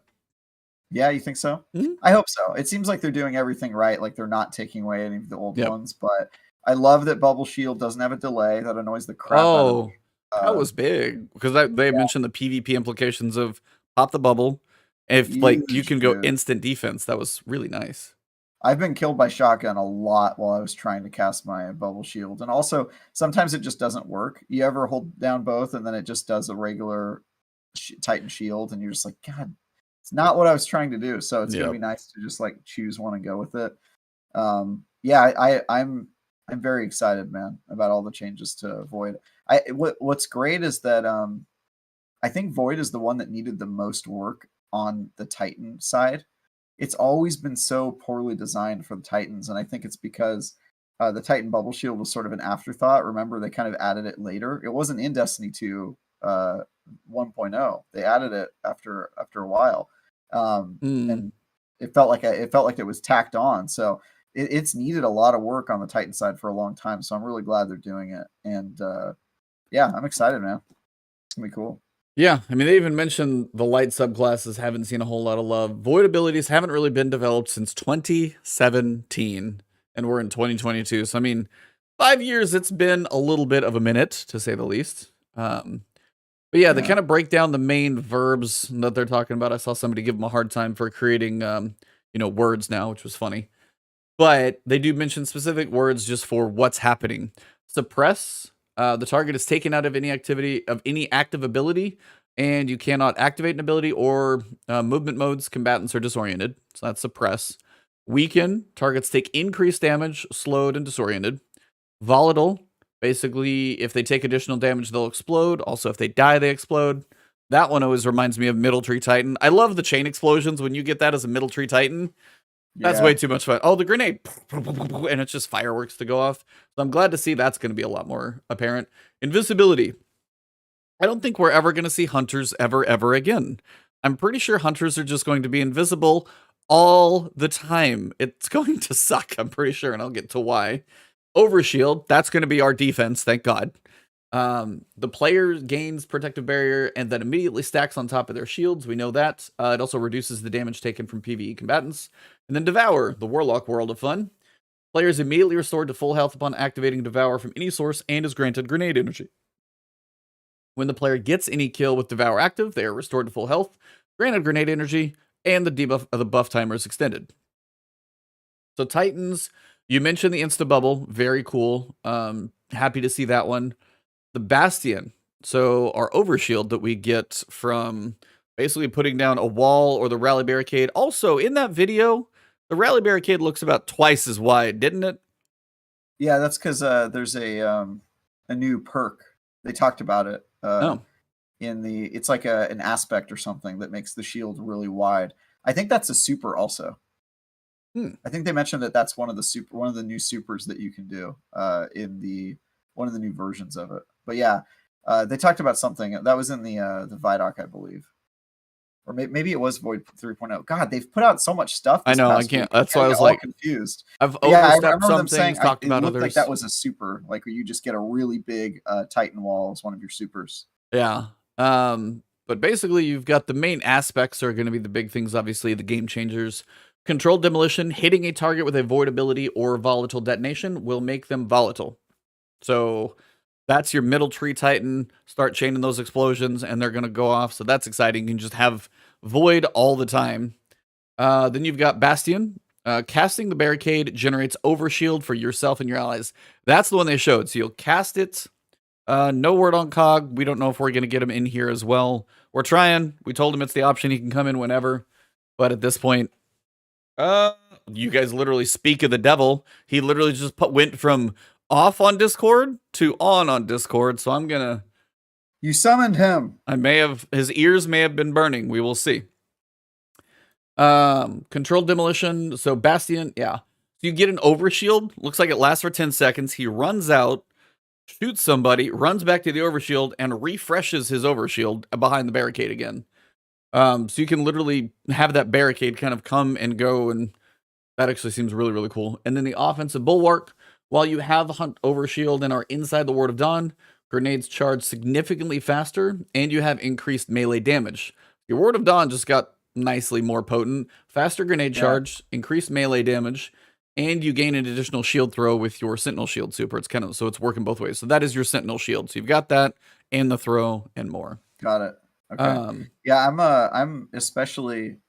You know what's most exciting about all this is not even the stuff that they've added. It's the fact that they can always add more aspects and fragments and that sort of stuff, and they can just add new abilities, which I feel like there wasn't as much freedom to do under the old. I mean, you had three. Yeah, you had 3 forks. That's all you could do. They were stuck. It was so limiting. Like I've always dreamed of a mod that allows me to pick up my rally barricade and throw it different places. You know, so like deploy it. And then you can kind of sort of like reabsorb it and throw it over here, and then reabsorb it and throw it over here, and just kind of keep using it until it breaks. Because sometimes you put a shield in one spot and it's not, then the situation changes and you want it to be somewhere else. I thought that'd be cool. So I just want to see the new stuff they come up with that we don't know about yet.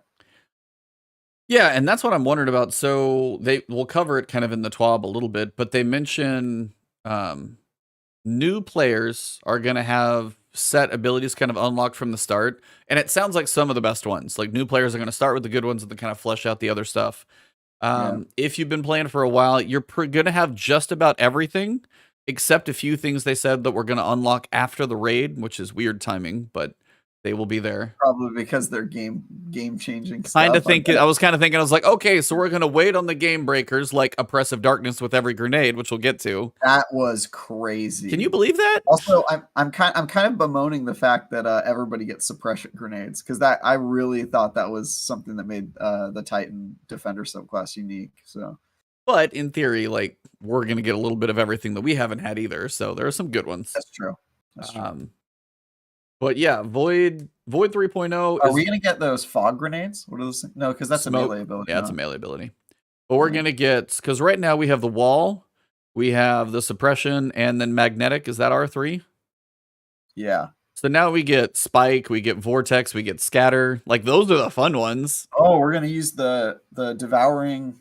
What's that thing called? Or it's like a one-hit grenade that the Handheld Warlocks are always supernova? doing. We don't Charge it get up. that one. We don't get handheld No. Is supernova. that an They exotic? get nope. So basically, they said for handheld supernova for Warlocks, you're skipping a little.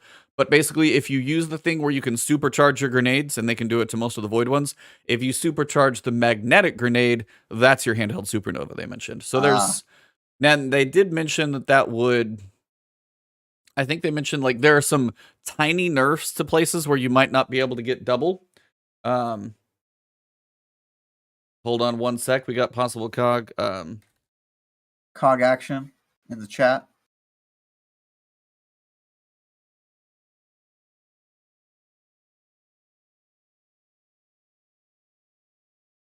Oh, he joining. Yeah, he's coming. He's coming. We're getting cog in. So mid join points, about an hour and 20 in. We got the cog join.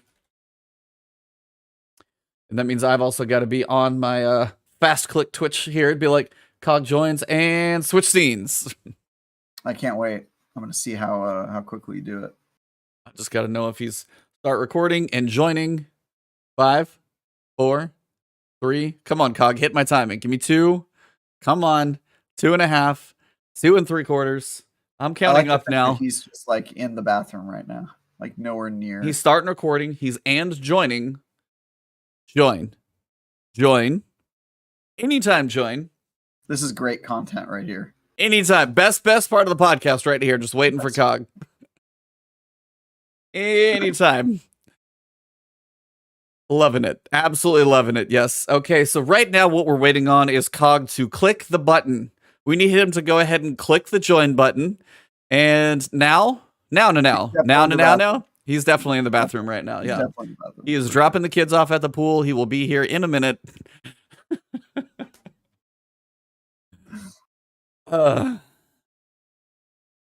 He needs some fun time with the homies. Everybody, when he gets in here, blow up chat, make him feel welcome. You know he's had a rough day if he didn't get to join us from the start. So join the call, sir. You know what we could do is while we're Like waiting, we could come up with a chant, maybe a celebratory cheer. To the bow to the cog. No, we need the ninja. Cognito. There he is. There's my boy, and he's got a drink. Hey, I see an Ebontis ice shaker. Got it, sweet. I see. How my levels are. You're a little up. I'll turn you. Great, bro. Yeah, you're good. Oh, okay, cool. Let's go to Your eyes are beautiful. Thank you. I'm trying to keep I was just it right. talking about getting some alone time with you in a hotel room. We were. Listen, I'm make sure my floor is different from your floor. We were talking about SEX at GCX. Yo, I can't with you. A little bit of that going on in the chat today. So it's a good time, bro. What's going on, man? I needed this. It's been a rough week. What's going on? We got Void. What we got? So we were talking you about. You missed us talk about the ViDoc. You missed us talk about Legendary Campaign and the story. And now we're sort of just. Oh yeah, you also missed us talk about weapon crafting. So really, this is the last topic, right? Yeah, so we gotta get his take though. Like we gotta backtrack a little. We gotta go back a little and ask this man. There you go. Now I still can't see the top of your head in frame, but yeah, like my head's cut off. My head's cut off. Hey, there we go. Oh my god, I can see the top of your head.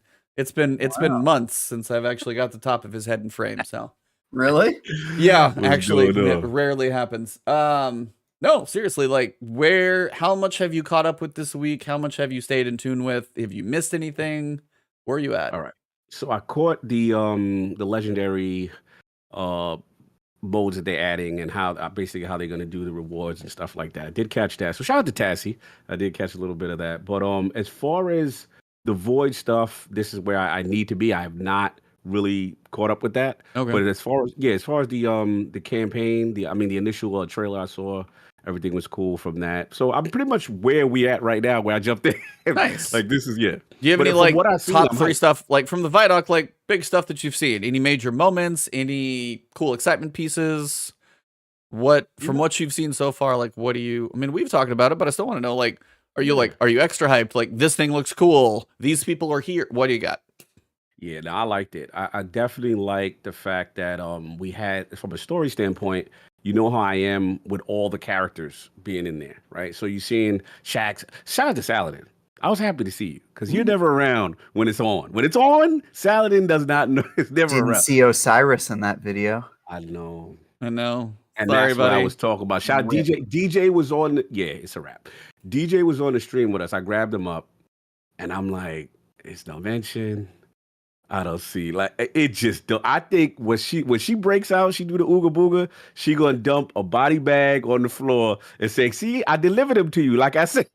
Yeah, here he is as he dies in your arms or something. I just died in your arms tonight. Bro, it looks spooky. And the fact that Saint 14 was, I saw him in that group, you know, with Akora and everyone, that was interesting. So yeah, that was my only main concern. But as far as the story stuff, it looked good, man. I liked what I saw from the ViDoc. I definitely, no complaints from me. I still feel they're holding out though. I still feel there's still more, and they're not giving us a lot about the raid. You know, the typical. They got to stretch this thing out. Oh yeah. Weapon crafting. Thumbs up, thumbs down. Where you at? All right. As I got more information, I'm warming up. Okay. The question now becomes with those, because they almost have that red outline, right? Yep. That's so with that, is it going to be a situation where my question to you guys, is it going to be a situation where there are set randomization on the perks that you acquire, and then you can get the beefed up versions afterwards? Like that's my question. We don't know 100%. We were kind of talking about this. Basically, the assumption we think you get a weapon with subsistence rampage. Cool. It's got the red outline, so you can get the resonance alloy to do whatever the little mini quest activity is. Our assumption is you're going to do said little activity, unlock rampage for your crafting table permanently, we hope. If it's not, that is a bad choice. So we're hoping that's a more permanent thing, because you're going to have to level up your weapon to 20 anyway, so that's the thing. My guess would be we don't have a way to unlock an enhanced perk in the first place. So I'm assuming we have to unlock Rampage, and then as you level up the weapon, if you have Rampage, then when you get high enough on said weapon, Rampage Enhanced then becomes unlocked to go with it. That's the way it logically would make sense in my mind, and if it's not, then in my opinion, they may have done something wrong, but hopefully that's how they do it, because that's the way, at least in my head, that makes some sense. Yeah, that feels right to me. I think that I'm coming around on it. I definitely feel that this makes a lot of other weapons going to be obsolete with these soft sunsetting, yeah. Sunsetting, crazy. What you think, Trav? I don't think it's a bad thing. I think you're right, but I don't think it's a bad thing. Yeah, I don't necessarily think it's a bad thing. Yeah, I also think like a lot of things we're going to do it anyway. Like the weapon traits thing, I think was already going to make a lot of weapons obsolete. I feel like there's just so much. This was the right time to do it if they're going to overhaul the way weapons work anyway. And also they admitted that crafting isn't going to let you create god rolls. It'll get you like 70 or 80% of the way through, but it's not going to let you create like equivalent to weapons you can earn adept from Grandmaster Nightfalls or from trials. I'm and stuff sitting like there that, thinking in my head about that, because I know we literally just got done talking about that, but I wanted to ask, adept weapons you get from a Grandmaster, what does adept do? Gives you an adept slot. You could put, big ones or whatever that one is on it. But on the crafted weapons, I haven't seen really a place that we're going to get enhanced perks anywhere else. So in theory, the enhanced perks like Rampage, auto-loading holster, if you have an enhanced version of those, that adept weapon isn't going to do much for me. Now, if you have raid-specific perks you can't get somewhere, raid-specific traits that really set something apart, maybe. But I think the crafted weapons are going to be very potent, even in comparison to like a Grandmaster, which also makes me question, how are they really going to set those other ones apart? If it's because a little bit of an adept mod socket thing doesn't seem quite as strong if I have enhanced perks. And what do you care for? A little bit of range or the actual perks that function?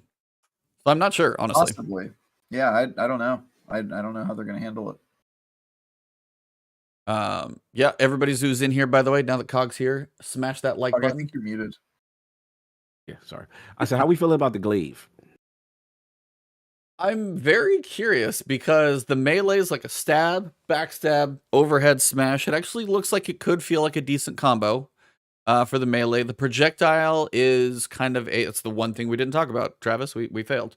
Yeah. That's what I'm The here for. projectile is like, they said you kind of need to lead the target, so it's like slightly slow tracking, it sounds like. Okay. So it's not going to be, that's not hit scan. That's going to be a slower piece. Kind of what I picture Symmetry's alt fire is probably like.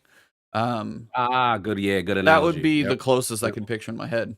And then we've got the shield, which it sounds like you need to charge the shield up with the projectile shots, and the clips seem to be about a magazine of like 6. So that's kind of what Yeah. I've gathered so far, at least from that point. First thought was that like I feel like it's going to require too much thinking to use a glaive. Like I know that's the most Titan thing you've ever heard, but like you guys know what I'm Put the talking about. crayons where, down. There's some weapons where like you spend most of your time doing math. Like sometimes I feel it with Vex Mythoclast. You're like, all right, 1 kill, 2 kill. Now use the charge thing, and you're like worried about efficiency. And then at some point you're like, you know what? This is not the right way to play the game. Is to like think so much about like my ammo, and it's especially true of like Terabah. That's like a perfect example where you're just like you have to all of your gameplay is around charging up that perk, and you have to like double down on it. And I just feel like the glaive, if there's like a lot of like interplay between the melee versus the range versus the charging up the shield, at a certain point you're just going to be like, you know what, I'm just going to find something that requires a little bit less like planning to use, and it kind of just lets me run wild. That's just what I got from the glaive. I was like, this seems like a lot to have to think about. It feels, I don't think they would introduce Necromancer's Xyle with the second super chat. Thank you, sir, for another $5. How hard is it going to be to unlock the options in weapon crafting? We're all kind of in speculation mode. I'm guessing whether you have to go find a recipe or a blueprint, so that might either be a quest or strike bot. I don't know where those are going to drop from. And David Oros with the second super chat. Hey Yins, longtime listener, big fan of the show. Can't catch this live, but I'm sure I'll enjoy it once I'm out of work. Thank you for all that you do. We appreciate it so much. Who's Yins? I don't know what he's saying. DJ at work, you know what I'm saying? He keeps trying, man. Trav, the boy, keep trying to get me 1K. I done gave up. I'm like, bro, I'm good at life. You know, like I'm just accepted it. It's like, Yeah. That's where I am with Vex. That's where I'm with Vex. I've just accepted. Like, I'm this far gone. I don't need to start my journey down 60 raid runs for this thing. I'm good. Like, yep, we do it, and someone in the clan gets it again. Continue. Yeah. Sorry, to answer the first question, I was just going to say, I think unlocking options in crafting is going to be very similar to unlocking catalysts for weapons. There's some randomness in terms of getting it to drop, right? You've got to get a thing to drop that has the perk on it. Yep. And then you do like a mini quest that probably involves just like mostly killing things or doing specific small activities, and then you unlock it, and then you have it forever. I think it'll be just like getting catalysts. Yeah. It wouldn't be it wouldn't be Destiny without some form of RNG in the Yeah. process Oh, of for sure. collecting it. Yeah, For sure. Yeah. biggest thing You I know can that. say is like any of the red outline weapons, look at them. Don't just be like, oh, don't delete that without looking at it, please, because that's where you're going to be getting those from. Spend a little time, use that random sidearm that dropped, get the perks off of it.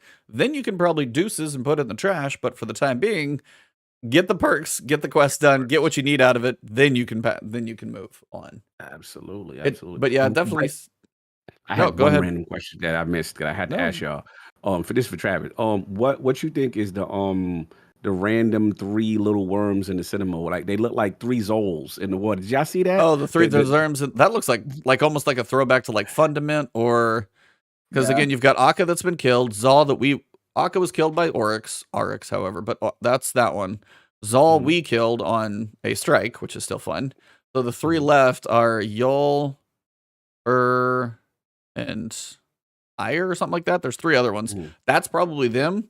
If that's some weird, if we get a cinematic where, you know, Savathun's having a nightmare about the worms or something, yeah, then sign me up, because that would be actually pretty awesome.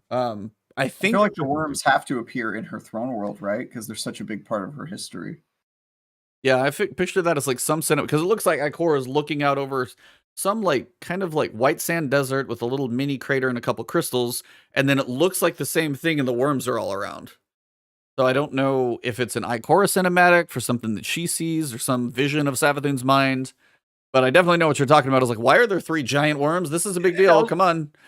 I was like, what's going on here? Yeah. I had to ask that. All right, now Yeah. I'm caught up with what I wanted to ask. I'm very interested in what happens, because also there's sort of a betrayal going on here. Like Savathun is sort of or turning her back on the deal that they made with the worms all those years ago, and I feel like that's got to have repercussions. Like, if we're trying to take out Savathun, are the worms our allies now? Technically, like they kind of want revenge on this this lady as well.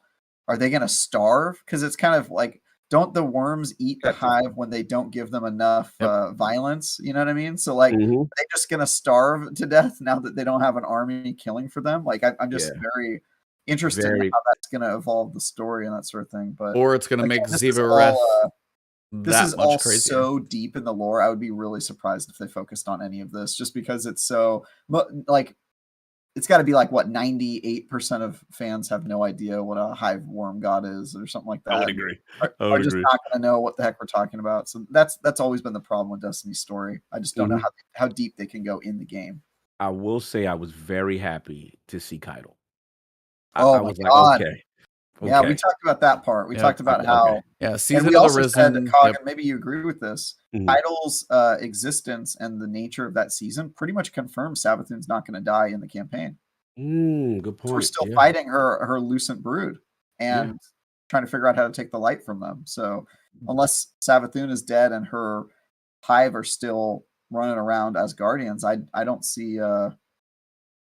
I don't think we're going to cover it. That's pretty much no, me. It's chat. It's chat. Oh, okay. Yeah, no, I agree. I think the theory. I think we might be safe from the Ooga Booga Hiya. Yeah, we beat you. I think it's over. I think we're all. I think we Savathun is something bigger and grander, because they haven't given away too much in the world of spoilers, which I appreciate. We don't know what Ikora is carrying, and she kind of walks out of the room kind of somberly. We don't know what she's looking at.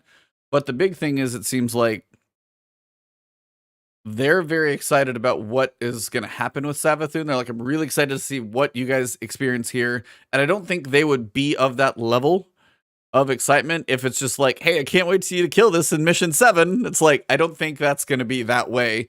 And we also know that the Pyramid Ship is not her. Like, the raid boss is not her. They've mentioned some ancient evil or whatever that's going to be. So again, are we helping her detach from the darkness and the worm? What I was laughing at in chat, by the way, somebody was just like, final Savathun encounter would be called D-Worm Savathun. And I just joked and I said, ivermectin actually has a use now. So if you've been keeping up with the news, you know what I'm talking about. I may have pissed off half of our audience right there, but some of you guys know what I'm talking about with that one. Anyway, but I think the idea is like Savathun does feel like something that's going to have a longer chain of events to it. And I think that's exciting, and that's what we've all wanted. Yes. No Ooga Booga. Finally. Yeah, but I mean, campaign we talked about. Legendary campaign. Did you see the rewards for that thing? Did not. Okay, so that I want to touch on for you, because this is big. So, legendary campaign, what are the main rewards? So you've got double chest rewards, offering 1 to 3 extra chests per mission. Each chest will give you a pool of gear, upgrade modules, glimmer, that type of stuff. Legendary players will be able to earn Throne World armor and unlocks faster. Basically, high risk, high reward.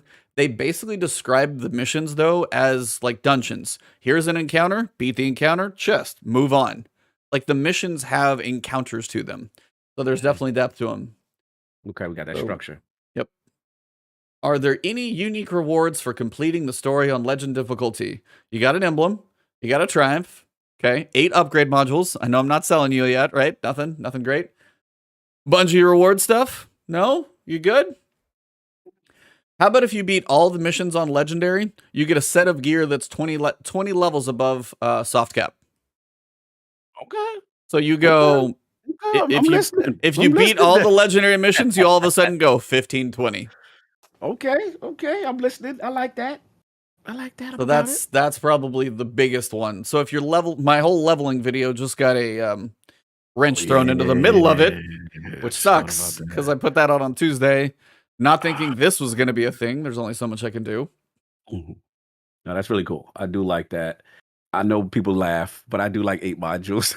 Because I'm an upgrade module. You are I'm an bad. upgrade I'm whore, dude. bad. You're Yeah, It I'm a matters whore the there. most at the beginning of the season when you're trying to level and you're upgrading stuff. just 'cause you look don't wanna like be trash for a minute, and when you get up there, then you can. Don't spend an upgrade module. Make this promise to me now.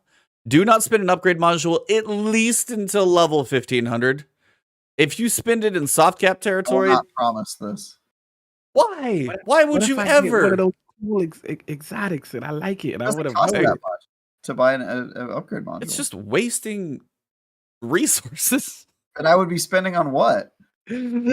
Anything else? I don't know, but I literally Yeah, said I need my 50,000 legendary shards that you know what I mean? Like, What are I'm we not- hoarding them for? Yeah. They're there to be used. I didn't even say the powerful cap. I just said the soft cap, and you can't even give me that one. Here's the Everybody problem. listening I to don't this, like using rubbish weapons. That's what it is. It's so painful. It's painful, bro. You're going to be doing so much. You ever use a blue shotgun that's got three We're going to be shots in doing the so clip much and crafting stuff, it doesn't matter. I mean, we'll see. Honestly, dude, Bro. crafting might not be feasible early in the game because they're adding 19 materials that I'm gonna have to grab. We've so talked about we talked 4. about that, by the It way. went We from talked- 6 to now it's 19. No, it's 4 on screen. You know there's more than 4. It's You not know there's more 19. than Jesus 4. Christ. It's You not don't know that. 19. It could be 19. It is It not could be 19. I will bet you a steak dinner it is not 19. The bet is on. The bet is I on. will bet you a steak dinner if you let me choose how you eat your steak at that steak dinner. Then it's good. worth That the was bet. Okay. That was good. I like that. What if I win though? Yeah, what if you? No. If you win, you get a free steak dinner, but I get to decide how you eat it. And then he got to have A1 on his. Yeah, you gotta have flavoring on your steak. He's completely You know, disgusted of now. all things, Yeah. a steak does not require much besides salt, pepper, and a little bit of butter. And if you're going to baste it a little bit of thyme and garlic in that butter, you don't need a lot. I'm gonna put mild Taco Bell hot sauce on your steak. How's that Sweet sound? Jesus. That was wild. But look, I'm with Trav, man. Like, you gotta understand, like, it's something when you get the new campaign, you get the new DLC. You know what I'm saying? You're playing, you come across a cool, whether it be legendary or exotic weapon, and you're like, man, this feels good. And you know you're power leveling, but it's like, I really gotta give this up right now for this terrible blue that I can't stand just for the sake You're of not even power. gonna. You're not gonna have a from up to the soft cap. The reason I said that is because that was my joking moment. Because you guys can't even embrace that one. You're gonna get a drop literally every so often that you're doing this. You're not gonna have it long enough that it's gonna matter. That's my point for the soft cap. Like when you got to powerful, it's gonna go a little slower. I get it. I'll let you waste your resources wherever you want. Yeah, but like soft cap, you're gonna have that. You're gonna like upgrade it every 5 seconds. You're gonna be out of upgrade modules every mission probably. Yeah, you're like, oh, I'm out of resources. Do I need to ask why, Cog? Do I need to ask why? Look, man, I love them guns, man. I love that. But we'll move on. Anywho. But yeah, that's the big one. Like if you do all the missions on legendary, you can play legendary from the get-go. You can log in and play legendary. That's gonna be painful. So they're gonna be they're gonna have contests on them, so it doesn't really matter about over leveling for them either. So all I can say is take Arbalist in there. It's gonna be your friend for shields. First unlocks on your artifact. Make sure you got your champions covered. Yeah, don't forget to get that catalyst for Arbalest before it comes out too. Yeah, baby, all There's gonna be done. lots of Arbalest Station going on in season of the Arbalest Station. Yeah, that's a word Lost his choice. sponsorship now. It's over. Yep, sponsor's over. Advanced GG is no longer sponsoring this podcast. I tried. I know. Hey, I appreciate that. Hope you enjoy your new shakers there. Clearly. Oh, no, it's amazing. Yeah. Is it water or is there a flavor in there? Ooh. We doing the straw banner. Straw banner? Okay, yeah, Okay, nice. straw banner. Travel Danielle would be very proud. Yeah. Shout out to a nice lady. What if he was just like, it's chocolate milk? I would just say, hey, throw some birthday cake in there and then you got a dessert. Some birthday cake. Bam. It's actually really good. I've done that before. It is. Chocolate Dude, milk is you're very so good. branded. Yeah, I love It's amazing. I love it. Chocolate milk is actually tasty though. And then no, some people are like, what are you, a child? I'm like, no, chocolate milk is just good. Thank you. No, Yeah, it is. I love chocolate milk. But yeah, they basically say each mission is going to have a power cap, kind of like contest. So you'll be able to see like the highest level that you're going to be able to go into it. But the big thing is you're going to get more drops every chest, like double chest, things like that. And you can do it from the start. So here's the question, Cog. You going normal or you jumping straight legendary? Normal. I don't want the pain part. Like, nah, man. Because I want to go in, then flow back in there again. And then think about it. You got to have to know what these encounters are. Warlock. Listen, that's all you, bro. I'm going to tell you right now. Warlock, we studying each segment because you know what they're going to do, Track. Come on. You know they're going to replace a couple of witches and stuff. They're going to put champions in a spot. They're going to put ogres. So, like, they're going to change fundamentally, I feel, the encounter with replacing it with, like, certain pain point enemies. That's my guess. Of course they are. They have to do something to distinct legendary. Yeah, right? we know so that. if I master the encounter, right, and I try to figure out where to stand and what's going on, then I'm like, all right, now I'm a better idea. But y'all going in? Well, y'all doing legendary? Oh, y'all. Yeah, don't say warlocks are studying when you're playing on normal. That's like saying warlocks are studying, but we're reading from a first grade textbook. You know what I mean? Like he picked up his little highlights magazine at the doctor's office. Study the college courses if you wanna brag about the studying. You know what I'm saying? He's got the highlights magazine at the doctor's office doing the maze and the puzzles. While y'all Titans banging y'all head against the wall against the first little acolyte, I will be complete, then leveled, and come back for more rewards while y'all still doing that. We're getting our PhD in ass kicking, Eric Hogg. That's what I'm saying. God bless. I'm doing that. Yeah, we should do it together. We should do a fire team. Yeah, we haven't launch day. We should play through it on Legendary. We have not done that. That is a fact. And we should stream it. That is. Well, I will be streaming. That's a guarantee. But you could co-stream. That's right. Are you going to be playing launch day, Cog? The thing is, but you know the rules though. Here's the issue. The issue is we've been around long enough to know the server rules that day. That's what I'm wondering about. Yeah, sorry. Maybe for the first hour or two, though, there'll be a queue, but we'll get in, right? Get in, look around, do stuff. But yeah, no, I mean, servers will be an issue. Hopefully, I mean, they've seen the million pre-orders.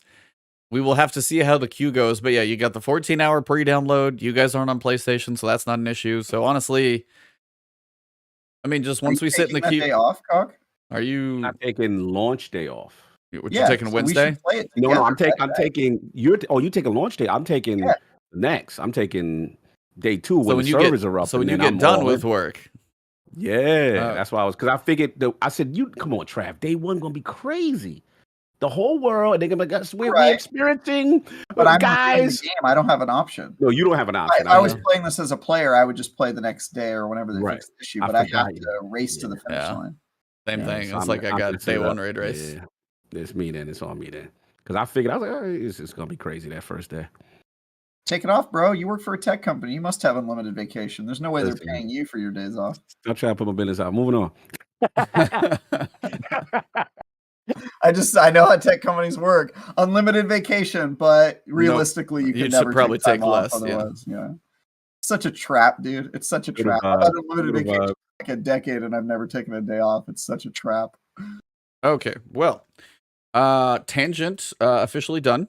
So we're back to Void 3.0. Okay. Hunters, they're going to be invisible all the time. That pretty much covers it. No, I'm just kidding.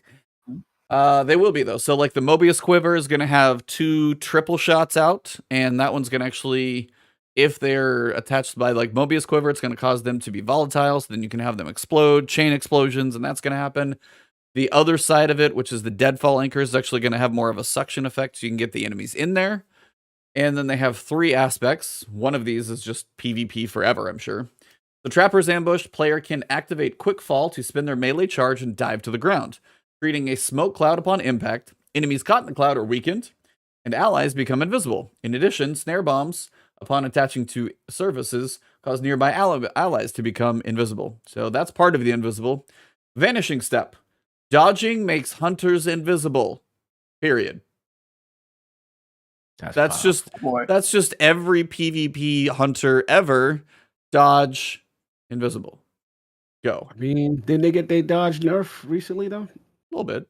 Yeah, they've been crying a little bit. Times they can do it because they were freezing everyone. Yeah, they slowed it down a little bit, I think. I don't know. I haven't heard how bad that is from a hunter's perspective. If anybody in the chat is a hunter, plays PvP, like how is the hunter dodge nerf for timing bin if you still spec into it? Just let us know. We don't play Hunter. We're missing something in the podcast. Sorry. Stylish Executioner. Defeating a void debuff target, weakened, suppressed, volatile, grants invisibility. And True Sight. While invisible, after a stylish execution, your next melee weakens enemies. So they're really leaning into a couple of these pairing together.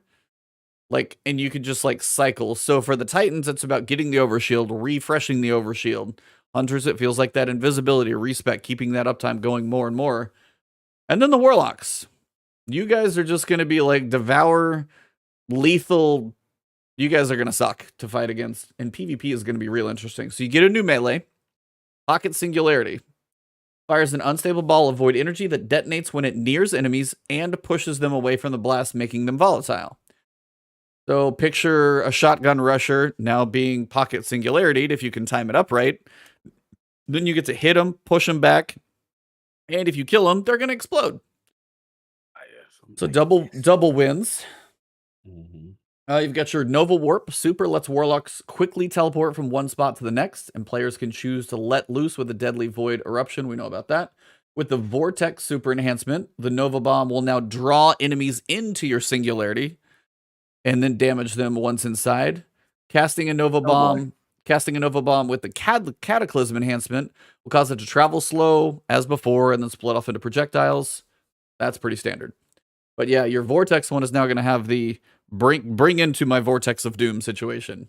Yeah, like a Duskfield vibe. I'm getting like, yeah, okay. By the way, Duskfield, please put that back for PvE at least. PvE, that grenade is now just pointless. And you're like, oh, cute. They just like walk over.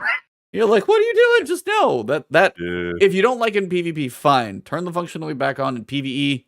Just saying. Yeah, I agree. Now, here's where you're going to have some fun. If you haven't seen this stuff yet, you are in for a good time. Your aspects are as follows. Chaos Accelerant.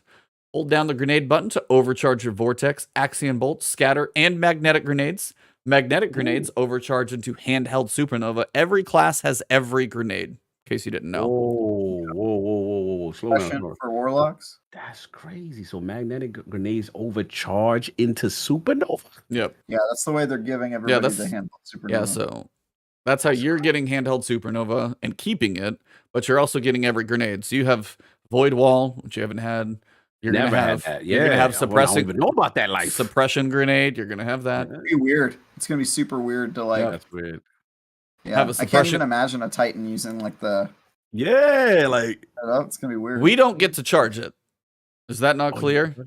We don't get to charge the grenades. That is still a Warlock only thing. So the magnetic grenade is everyone, but Warlocks can charge them. Correct. That's right. And Titans should keep the suppression grenade. This is offensive to me. Everybody gets their grenades. We all get our little tweaks. So feed the void. Defeat an enemy with it. What is the Titan tweak then? Like ours is, we're leaning heavily into the overshield. Stand behind a barricade, get an overshield. Now the overshield can buff you for 10 seconds. Go back behind the barricade, rebuff that overshield, and get it again. So Titans are leaning into the overshield. Pretty sure. I meant the grenade. We're not getting any grenade modifications. But that's again, I get that, but we're getting different buffs. Like we've been cheated. Hunters. Why do Warlocks get that? Hunters aren't getting. If they're making grenades ubiquitous. Yeah, but Hunters. It's a Warlock ability. A Titan is not intelligent enough to convert too many crayons. Energy. Yeah, we haven't read the textbooks, the sacred textbooks about the handheld supernova abilities. Anyway, so feed the void, very simple. Defeat an enemy with the void ability to activate Devour. So if you defeat an enemy with a void something, you're going to get Devour active. Oh, that's the flow. That's bottom tree. That's the flow. Go ahead. Now, there's an exotic that pairs with this next one, and the Void Devour. I swear Devour is never going to turn off for you. Child of the Old Gods. Cast your Rift to summon a Void Soul. When you damage an enemy with your weapon, your Void Soul will launch itself towards the enemy and detonate nearby, attaching draining tendrils, which deal damage and weaken the target, so they take more damage. Don't wait, there's more. When your Void Soul deals damage, it restores either melee and grenade energy when you're standing in a healing rift, or health if you're standing in an empowering rift. Empowering? Empowering can heal you. Defeating an enemy who is being drained grants rift energy, so you can start that cycle all over again. Hold on. In case you didn't think it was good enough, there's an exotic that goes with that. I gotta find the exotic. Where the hell's the exotic? That's fire. Let me tell you right now, like the hold on, I got it. Okay. While you doing that, I got it. Warlocks, I call them the snitches. Anytime you got snitches as a warlock, now you're telling me I could send them out. They're gonna drain people. I could use it in power. Basically, Void now has transformed like significantly. Yes. Like that's an arc play. I used to play like that, and with arc, like that's crazy. Wow. Who's this designer? Hold on. Now here's your exotic. Yeah. I will say the exotics, I feel like the Hunter's got the shaft on the exotics. So I will say Travis, in the grand scheme of things, he gets that. We got some decent exotics. I think Hunter's got the shaft on the exotics. Yeah, I'm not upset at all with what Titans get. It's going to be all about overshielding. Yeah. It's going to be cool. Okay, so Warlocks, your exotic, which I'm going way out of order, but we just have to do this all together so Cog can embrace this. The new Secant Filaments with the Devouring Rift perk. Wait, hold on. It's an exotic boots. Oh, we got boots. Oh, we never get boots. Let's go. Continue. The shiny walking sticks of power will grant a player Devour when they cast their Empowering Rift. So now you cast your Empowering Rift. You have Devour. Wow. What does it take to get Devour to stay up? Just kill stuff, right? What does Empowering Rift do? Makes you stronger. Void ability kills give you Devour. And then you get health back. And then you get your Rift energy back. You cast your Rift again, and you're back in Devour. Oh, show me the picture there. I'll make sure it's on the TWAB. Right. It's towards the bottom of the TWAB. To the bottom. Oh, allowing for send pics. This is Cog's. Yeah, he's like send nudes. Yeah, send nudes. Listen, man, I'm excited. So, yeah, Warlocks, you're going to be just fine. But it gets even better. The Fragments, which are for all classes. The Echo of Expulsion. You've got Void ability kills, cause enemies to explode. That's actually going to lean more into like the Titan middle tree, chain explosions, explode everything. Can't wait for that. Echo of Provision. Damaging enemies with grenades grant melee energy. Are you looking at the boots right now? Oh, boots are fire. Yo, I got the outfit already going with that. I got my purple. Oh, it's lit. I got an outfit for that. Continue. I'm sorry. Hold on. New Red said go read the rest of the boots description. So it grants you Empowering Rift, allowing for damage from both allies and individual players, the ability to disrupt foes, but in style.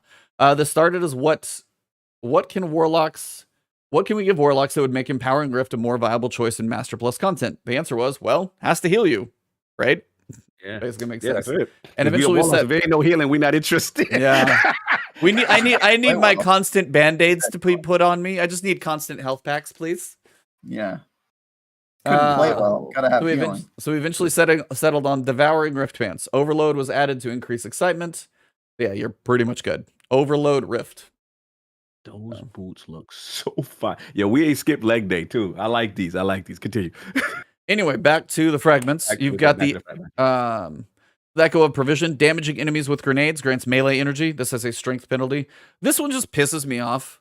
And I know it shouldn't, but it's just like, hey, if you do damage with a grenade, you get melee energy, but we're going to deduct from your strength stats so your melee charges slower. And I'm like, why? It reverses the exact thing it's supposed to. Yeah, exactly. And it's probably, you should get more of a buff than your little strength cooldown would probably be. But again, still, do damage with a grenade, you get melee energy. But we got to make sure your melee doesn't charge slower. So we force you to use grenades to get this thing that doesn't recharge as fast. I'm just like, take the last part off of there. You were good. Yeah, they're leaning into the stasis aspects with I know there's a little give and take. Yeah, it's just I hate the take. Anyway, Echoes of Domineering. After suppressing a target, greatly gain increased mobility for a short duration, and your equipped weapon is reloaded from reserves. So that's basically suppress somebody. They can't do anything. Run up with a shotgun, probably blast them.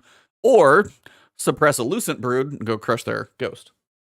That's where I'm not even like, that's y'all life. Yeah, y'all the suppressors. Like, let's be real. Like, you get to do that now. Yeah.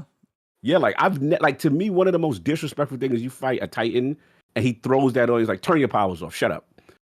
Yeah. Like, it's just weakening. It's just like very demoralizing. So to have them like I call it the fun police, and I love doing that. Titan Fun Police is no longer exclusive to Titans.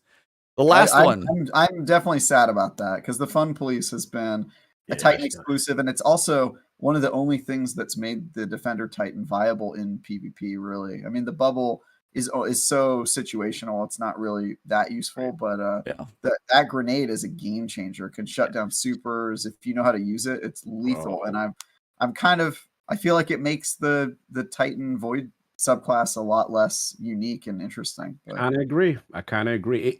Listen, selfishly, I like that. Hey, if y'all share it. But I do agree. I feel you guys lose their identity because that is, to me, a Titan thing from the Fun. I feel like they have to give us an exotic that or a perk or something exclusive that allows our suppression to be a little bit better than you guys, just as a nod to its origins as a Titan specific ability. You know, we need, just in the same way that you guys are getting the ability to overcharge magnet grenades to handheld supernova, I think we need something that allows us to do something special with suppression grenades. I don't know what that looks like. I agree. I agree. Cool. Well, the last one, in case you've been missing Oppressive Darkness, Void Grenades weaken enemies. Just straight up Oppressive Darkness for a fragment. Like that's your PvP perk or PvE perk right there. Right there. That's the big one. They said like the Titan has several ways to earn and extend its overshield. Use the Bastion aspect to create a barricade to grant an overshield to you and your allies. The Throne Shield melee can grant an overshield, as does the Void Shoulder Charge. So we can Void Shoulder Charge, get an overshield, drop a wall, keep it up, buff it up. Like, so that's why I was like, we're leaning overshields. Hunters are invisibility. You guys are just going to heal, devour, never die. Yeah, I got some flows. Maybe that's why they made the Hunter exotics not good. You don't really need an exotic if you're just invisible the whole game. Just stay invisible longer. You go do that. You just run and res the people who die. Kind of reminds me of D1, the Arc subclass for Hunters, because I remember that's how people were soloing raids back in that game, is they were just staying invisible like the whole time. Yes. Like they could stay invisible for like minutes at a time. That was crazy. Yeah, they're leaning into it. Each aspects of the subclasses. Yeah, so I mean, that's most of the recap. I think that's everything. So new players will start with a set abilities. Like hunters are going to get Mobius Quiver, Marksman's Dodge, Triple Junch, Snare Bomb, and Scatter Grenade. Titans are going to start with Sentinel Shield, Towering Barricade, Catapult Lift, Shield Throw, and Magnetic Grenade. Warlocks are going to start with Nova Bomb, Vortex, Healing Rift, Burst Glide, Pocket Singularity, and Vortex Grenade. Even the starting Warlocks won that battle, but what? So how are they doing? Because now with the Void Tree, they're splitting up the 3 diamonds, right? They're just, it looks like Stasis, yeah. Right. So with the super, though, for the Warlock, I just have this question. So it's like, you can just, there's the big diamond on the left. Right. It looks like you can scroll below it and pick a different one. You can just pick your super. Or you just pick it, right? So, but you guys had a unique situation. Shout out to the cops. Ours is separated. How are they going to do that for you guys? It's same thing. It's just separated. So the Titan Bubble is now its own super.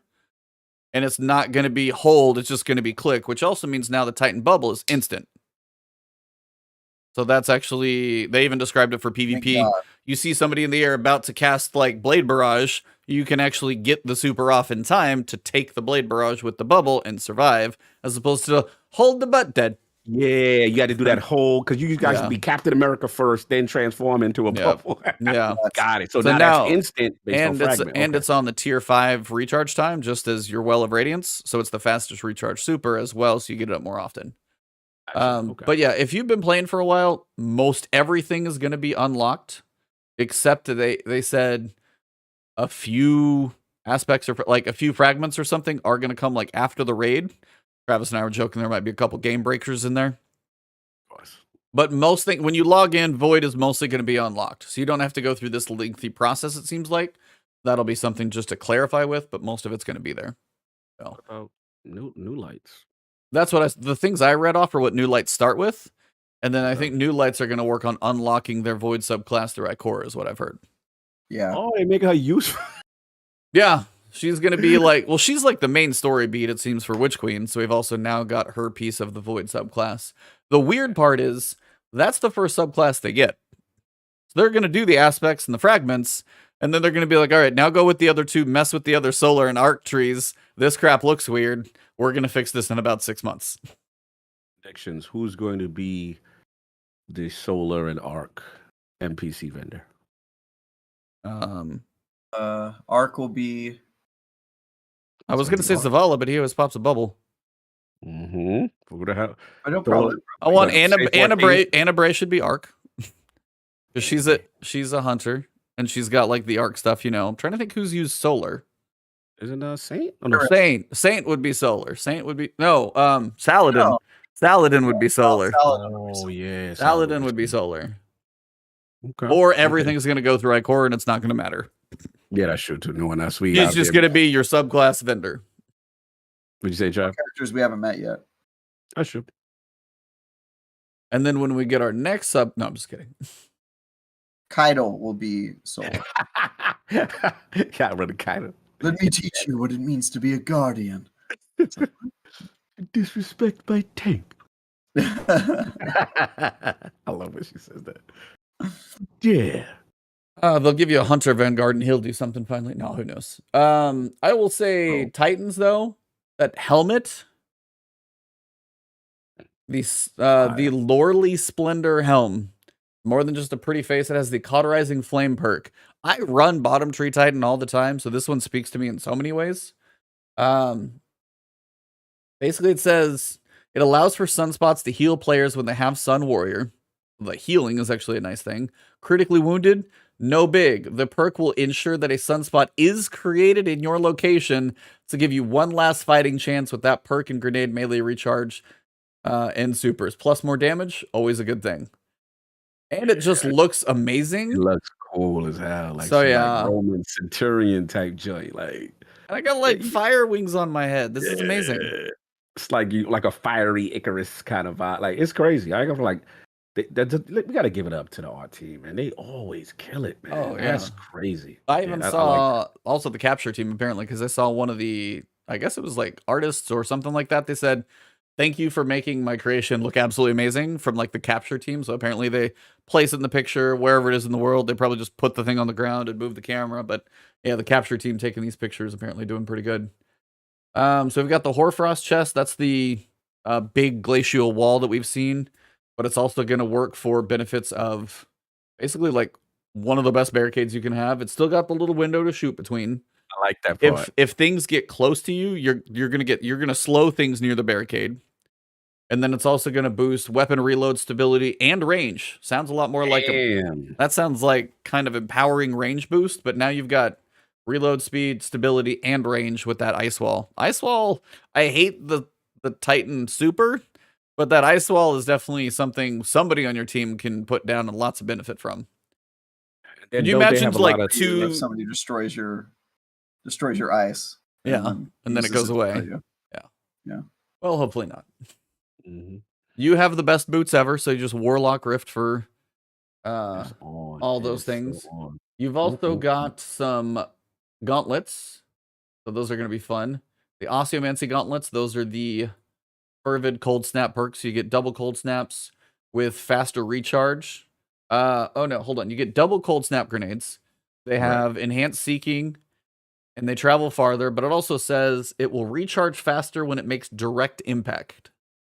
So I don't know if you hit him with it and then it like tracks or does what it's going to do. You actually get faster recharge from it. So good luck being accurate. Yeah, that's okay. I mean, anything with 2 is cool, but I don't know if I'm really going to lean into that, but it's all right.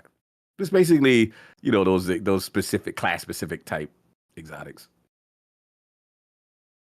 And then the final ones for the hunter. So we've got the Voltaic Mirror that basically allows the Arc Staff to have increased damage for what you reflect. It also seems like you're going to get more orbs of power from it. That's the one we saw in the trailer. It's like, it's fine. And then the gauntlets also have the Renewal Grasp. That's going to basically allow the Duskfield Grenade to be bigger. This is actually kind of a support one, which is kind of cool to see.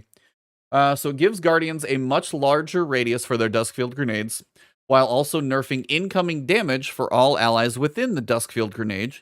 Any targets locked within the space will also deal a reduced amount of damage. So go out there and make the Hive cry. So it's almost like a bubble you can stand in, less incoming. Less incoming damage, and then they do less outgoing damage if they're in it too. So it's really going to allow you to kind of almost throw that bubble at your feet for more of a defensive situation, which is kind of, it's a unique one. I don't know how to play in support, but it does give Stasis Hunters some support. Yeah. I feel that the Hunters didn't get the good end of the stick out of this, though. Yeah, I do feel the exotics for the other two are pretty fire, especially like yours and then our Fire Helm. And then all of a sudden, yeah, I don't think Hunters won this one. Yeah, I don't think. Pour went out for the Hunter exotics this time. Oh, well. Continue. They did reiterate the downtime. You've got 14 hours of server downtime on the 21st at 7 p.m. Pacific. The preload, if you're on PlayStation, is that the longest Destiny's ever been down? I don't know if it's the longest because I feel like we had 14 or 15 hours for something else too. Because I feel like we've had downtime for something. I can't remember what. Was there downtime before Beyond Light when like the Arrival darkness crept into the director and they kind of like kicked us out? But I think it was like 6 to 8 hours, and they finished it early. I don't think it was this long. Mm-hmm. This is but I don't know if they would have done. I don't if they do server downtime and there was like an event at the end of Season of Arrivals. Was it Arrivals before Beyond Light? They wouldn't do it at like 2 o'clock in the morning for like 6 or 8 hours. They would do it the evening before. So I feel like it's been similar. Last time was, so just my guess. But again, if you're on PlayStation, make sure you start your preload. And also before the time is up, you need to download compatibility packs as well. So once the hotfix has been applied, basically once Witch Queen is on yours, you need to boot it up, try and log in, and then it's going to download the compatibility pack. So just want to get that out there. Yeah, PlayStation I really think on day one doing this. With all of this, we know what's about to happen. No, I mean, you can get the patch. Servers, we know there's going to be queues, but you need to get the patch beforehand is all I'm trying to say. For sure. But other than that, I mean, you got artists and movies of the week and all that fun stuff. Next week, we know they are going to cover Gambit. So it's going to be a lighter TWAB and Gambit next week. I joked like 4 weeks ago that they were going to save Gambit for last, and they actually are saving Gambit for last. I'm blown away. They do mention, they said, Gambit details coming next week. I want to set expectations. The team is not tearing down and rebuilding the mode from the ground up. The team will illustrate goals and walk through some changes. We hope to improve the mode while addressing player feedback. Basically, it probably will be a lighter TWAB, touching on stuff like that. And then at some point, we're probably going to get giant patch notes as well. But I don't know if that's going to be on server day. So the thought process that we're going to talk about what we're going to do for Gambit or what is going to be done for Gambit. What's going to be done for Gambit, it sounds like. I think it's what's going to be done. I think they're changing stuff in Witch Queen. Yeah, I think Witch Queen may not be a big rework, but it's a rework of Gambit, even if it is small. Otherwise, Cog, why would they talk about it before Witch Queen launches? Yeah. If they were just telling us our plans like they did with Crucible, that would be later, right? That's what I was worried about. Yeah. I think they're changing stuff, and they're like, hey, we want you to tell you about it now, so that it's not a surprise when Witch Queen drops and there's some changes to Gambit. But I'd be surprised if they were like super substantial. They're definitely not going to save that broken mode. I don't know what they like. If they're obviously, I don't expect massive changes. If they change like invader timing, if you spawn. What the hell's the enemy at the end of Gambit? That's how often I play this thing. I don't even know. Oh, the Primeval. Primeval, thank you. Can't even remember Primeval. Damn. If you spawn the Primeval, your invades should stop until the other person does. Those are the types of tweaks that I would see. I think I saw somewhere, and I don't know if this is, I've seen it somewhere. The Gambit trait, I think, is invader tracking. Like your Gambit weapons have invader tracking. So if you can actually either tag or track, or I don't know if it's going to like see through or if it's going to be put the little arrow on the head or whatever. But if you can tag an invader and then they can't get away, there's incentive to use Gambit weapons in that mode, in theory. And that's also going to be one of the first cosmetic things for weapon crafting is going to come from Gambit. They said the raid, they said Grandmaster's Trials, stuff like that will probably have it later. But Gambit will have the first crafting cosmetic situation. They did mention they want you to play Gambit. They're going to give you a reason. Of course. We know the vibes. But yeah, I think that is. I think that's most. Somehow we blew through a lot of information. I've covered a lot of stuff in the videos. They did also have the interactive trailer today. I don't know if you had a chance to look at that, Cog. So good. It's just a really well done. It's cool. Yeah, it's a really well done lore overview too, because I know you're not a lore main, so you should definitely check it out. I love the lore. It's just a cool history of like the Hive and Savathûn. Kind of gives people a chance to catch up on how we are where we are here. How we are here now. So it's a cool way to go through the history. They talk about Fundament. They go back that far. So they really go Wow. through kind of the history, the reason why the Scarlet Keep was created. I mean, they go through Savathun's motivations for just about everything she's been through. It's actually really cool to get that much history. If you haven't watched the Bife video, you've probably never even heard the word Fundament with related to Destiny. So it is cool to see that referenced first time. Yes, giant. Let's see. What about you, Cog? Anything that you've heard, thought otherwise that we haven't touched on that maybe you wanted to talk about that you don't know if we did or not? No, I just think that they've got a lot packed in. I am warming up. I think right now my excitement is actually more Void 3.0 than anything, which is weird. Yeah. Which is weird. Like I You know thought what's I going to would. be really weird is looking at the solar and arc subclasses. Yeah, with the face now, like That's going to be really weird because right now at least there's a separation when you toggle between darkness and light, but now it's going to be like, especially if you're a new player, you're going to be like, why are these other subclasses so different? Yeah, that's one of those like kind of budgetary things. You kind of wish it was all at once. yeah. I mean, granted, it gives you something to look forward to in the new seasons, but right now it's like, hey, Void's cool. It's like, okay, now you got redhead stepchildren of subclasses over here. It's just like, and one of them is going to be 6 months away. Oh yeah, for sure. For sure. It's the right call. It's the right call. And that's I just love that customization. It's an enhanced version of what D1 was trying to do. You know what I'm saying? And I like the customization. I like a lot of the synergies. That's honestly the most the crafted stuff until I get it in my hand. Not that I'm like I just need to get it in my hand before I can say, yo, this is it. They did it. Like I just need to see that. But I'm ready, man. I'm ready. Campaign, you know what I'm saying? Yeah, I'm ready, man. A month ago because I'm ready to do this. I'm ready now. Yeah, I'm ready. I'm like, let's get it. And I want to see the secrets. And I like that whole deep side. I like that playing into the deception aspect of Savathun. That's really cool. And my hope is for like a better what was the Dreadnought. Like I'm hoping for like a better Dreadnought experience, but also I want to see how they handle that transition post Throne World. What are they holding on to, if anything? You know, is there something else? That's the thing I wonder. It's like we're adding a destination, and it's a representation of Savathun's mind. That's her Throne World. They don't put a destination to get rid of it at the end of a campaign. This thing's staying here, which is another implication that I think Savathun's not going anywhere. But yeah, it's like this is a destination that they just put in. We got Europa. That's not going anywhere. Obviously, it's a new destination. They made some engine tweaks and stuff like that. So it's going to be in the game for a while. That makes me wonder, how does the story of Savathun play out? Because if we defeat Savathun, there shouldn't be a Throne World in theory. Is that wrong? Is that right? Chat, do you have any idea? Like, does that mean she's not going anywhere till the inevitable end of the game, end of the stuff? Am I probably breaking some people who are questioning my lore questions? I don't know. I'm just wondering, like, that's more the question of, like, the long-term piece of this is... she has more of a role to play beyond this expansion. Yeah. Very complex. They've been very good about keeping villains around, whether it's Caiatl and they're not really good at doing it in their main expansions, but so far they've kept people around and found new uses for them. So have we got any word about the homie Mithrax? Has anyone seen him? He's one of our allies. No. Like, where's the House of Light? Where they at? He's hanging out in the Fallen Quarter, right? The Elixir Quarter. He just running the Scourging Pass by himself. Yeah, I guess so.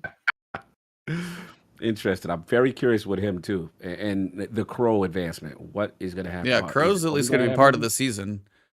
So we know he's part of the season of the Risen because he's hanging out with Caiatl, which is cool to see him put back in. Which I'm glad, because at the end of the season he's just going to go off and hang out, and we're jumping back in with him again, which I'm happy to see as well. So no, we got Caiatl, we got Crow back. We have all the NPCs in one room for some crazy cinematic, we know.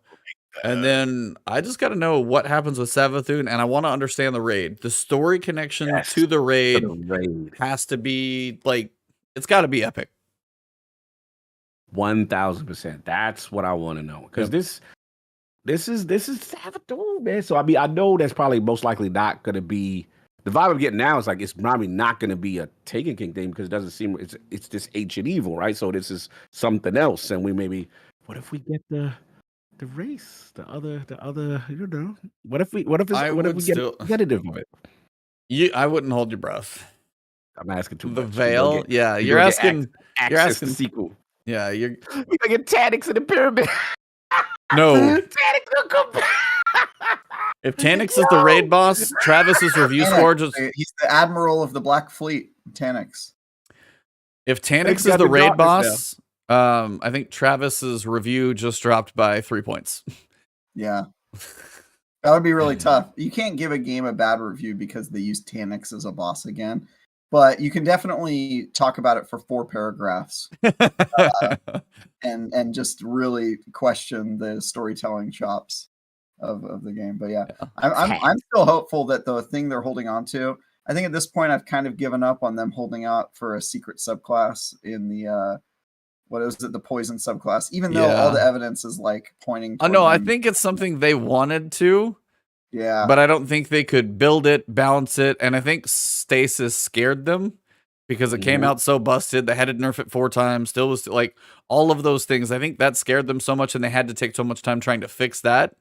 Yeah. They could do some tweaks to the ones we have existing, and then they're probably going to give another year before we get it. I do think we're going to get another one. I think it's just going to be with Lightfall. Yeah, I think we'll get 2 more. And but yeah, anyway, I've sort of given up on that theory, but I still am holding out hope that we will meet the people that are running the Black Fleet. I do, yeah. In some context, maybe the final boss or the final encounter. I think there's going to be some sort of like new mob. Yeah, we've had the darkness veil things referenced in Garden of Salvation. Yeah, and then of course now with the darkness and the pyramid ships with all of the stasis stuff that we went through. So Deepstone Crypt. Yeah, Deepstone Crypt as well. So it's like multiple raids, the whole thing about the darkness, the pyramid ships came on screen. At some point that's got to pay off. Like this is the very long game of Destiny that if you're not around for all of it, it does take a while for some of these things to pay off, because this one definitely seems about the Savathun. And again, either we're assembling the adventures of the alien species of Saul, or who knows what's going to happen. I don't know. But before we go, sir, I did want to ask you, how's Sifu? Oh, that's fire. Oh, my Lord. I love it. I absolutely. How far are you? I am very early. Probably beat the dude that killed me as a kid, the early dude. And then I'm up to just like the club or whatever. Yeah. But yeah, that thing. That is so, see, like, you know, y'all the Dark Souls dudes. I get it. Yeah. This is how you trick me into getting into, and this ain't even no type of soul stuff, but I just love the fact that that mechanic with the aging is really cool, because like if you get older, then you kind of become like a glass cannon, but you hit harder. Yeah. I do like that. I do like the fact that as you progress in level, you basically, whatever level you get at your youngest age, you know what I'm saying? It kind of retains that. But it's just, as an older gentleman, what I love about it is these are the kind of movies that me, King, saw with bodies. Kung Fu flicks, it's always the same trope, right? Yeah. Evil master comes in, he murders, you know, the father or the master. He's doing something for evil, and then the kid is either spared or whatever. And then you start the training and the process to go back. And like, this is the essence of Kung Fu flicks at its core. Like, this is how you trick me into these type of games. And it's not really like super difficult. It's just that I love what they're doing. I just wish my own. I was gonna say, hold your thought on that one. I will say this. I hope my only nitpick is that I love it so much. I just feel there should be more of that cinematic flair with narrative. And I'm hoping just because they don't worry. Oh, okay. I'm gonna get it. I'm gonna get it. Okay. World 2 starts it. World 3, you'll see what they're doing with the levels. Okay. The levels change kind of a game. 3 does some things when you're like, oh, like you'll see some stuff, which is enjoyable. Yeah, no spoils, but yeah, when you get to 3 and you've seen most of the world of 3, I want you to text me so I know what you've seen. Yeah, all right, fair enough. Yeah, all I would say is that I just want this game to succeed, because if they have a AAA budget, it's on. So they're really punching above their weight with what they've done so far, and I like it. So I want to salute those guys that did I believe Absolver, Yep, or whatever. And I like the art style. It's just you're gonna love it even more by the time you get farther in. I'm telling you. You know when they had me early, when you do the hallway and it was like the Daredevil. It went sideways, dude. That was so good. I said, "This is for me." And then you beat. I took a snapshot of all the bodies behind. Yes. Yeah, I beat it on my first try. Yeah. I think I was age 23. You haven't even played it yet. I know. I gotta call him out. I was gonna get about feelings. I was like, he can't beat it. Now I will say, like, I'm doing okay on the run. I don't have time. I'm writing so many reviews. I'm on the final boss. Rook's on the final boss. We've been trading back and forth. Amaze, though, pretty sure he's almost like flawlessing this damn game. I caught him and I rated him because I was playing. I was like, who's playing? He's playing Sifu. Dude's near the end, like 21 years old. Just like absolutely just madman. Just absolutely killing it. See, that's what I want to get. I will say that game, I do want to get nice. It is a game about mastery. That is what it is all about. Parry I want to master the standstill, the dodge, as opposed to the parry. So that because they make them whiff, get the focus. Yep. There's a lot to it. Man. Yeah. Fighting game fans, stand up. I feel you. Don't matter. Shout out to Voidlock Spartan with the super chat, $2. We absorb her worm for a new subclass in 2023. I'm down. That would be a way to go to the dark side. That would probably be hard to come back from. But hey, Lightfall, there you go. It just sold itself. We're good. I like it. Perfect. Well, thank you, Cog, for joining us. Appreciate it. Thank you for waiting for me. Next week, I need to take a nap after this. Who wants to announce our guest next week? Because you all know who it is. Oh yeah, Cog, you wanna drum roll? Man, it's one of my favorites. One of the smooth. Actually, I think me and Teddy had this conversation. Low key doesn't get credit. It's probably one of the funniest content creators. Like absolutely hilarious. He's very good at his writing. Yeah, when you could do a Manscaped commercial and have me like erupt into laughter every time. He's just hilarious. That's the homie, man. The Fallout, bro. The Fallout plays. Let's go. Yeah, so Fallout will be joining us next week. I don't know if we're going to get him for much more than an hour, so we will have to be kind of succinct with that one. But, yeah, Fallout Plays will be joining us next week. Same time, same bat channel. We will be here, same time, same place. No weird morning or anything like that.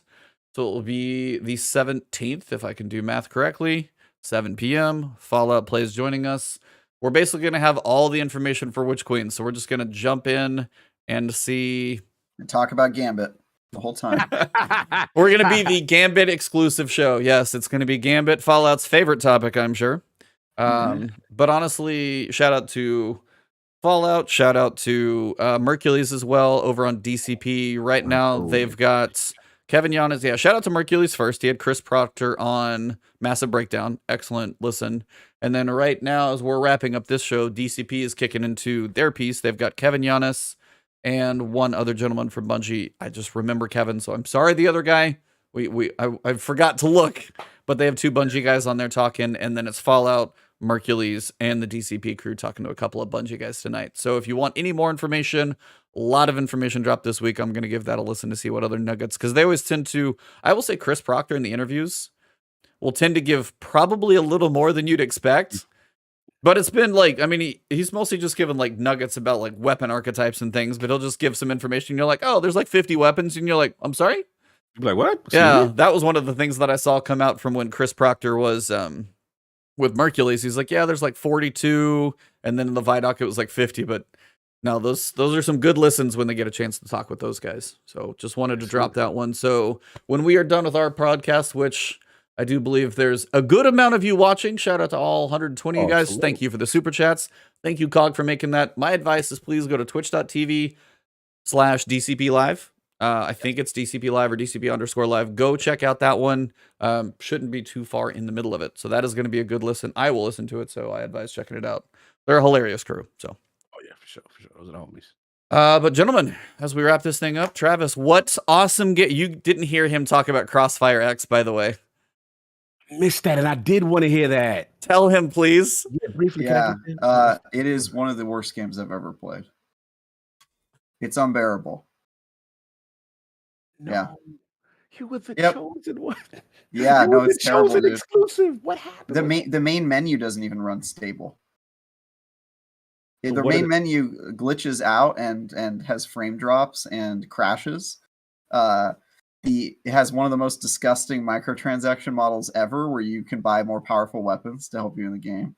The multiplayer modes are incredibly ill-conceived. Like you'll just like spawn in the same area. Your entire team will spawn in the same area, so the opposite team can just stand at your spawn point and just like mow you down. There's an infection mode where the zombies are coming for you, and if they hit you once, you become a zombie, right? Yeah. You become like an alien. Except for the aliens have like you have to shoot them 20 times to kill them, and they only have to hit you once to transform you. And so it's impossible to win as the humans. But it also doesn't matter, because as soon as you become infected, you join the infected team. So you're always on the winning side, no matter what. It doesn't make any sense. Like, just every part of the game is poorly thought out. And then the campaign is really not much better. It's slightly better because it's made by Remedy, and I guess it's a different engine, but it has the same kind of problems. And it's just a nightmare, dude. This is why I was telling Eve this. This is why game critics are always so wary of games that don't have early access copies, because I think everyone involved in this project knew that they had created a dud, and I think that they tried their best to hold the line and obscure that fact until the very end. And yeah, dude, I don't know. I have no idea what I'm going to review it, but it is a bad game. I was going to say, Don't Mask the Truth says he would give it an IGN 6.5 out of 10. That's insane.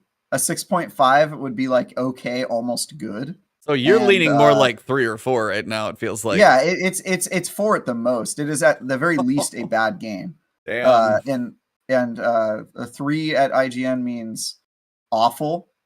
A 2 means painful. And a 1 means unbearable. So it's somewhere in that range. I don't think it's a 1, quite frankly, but it's certainly nothing higher than a 4, just based on what I've played. Do not play that game.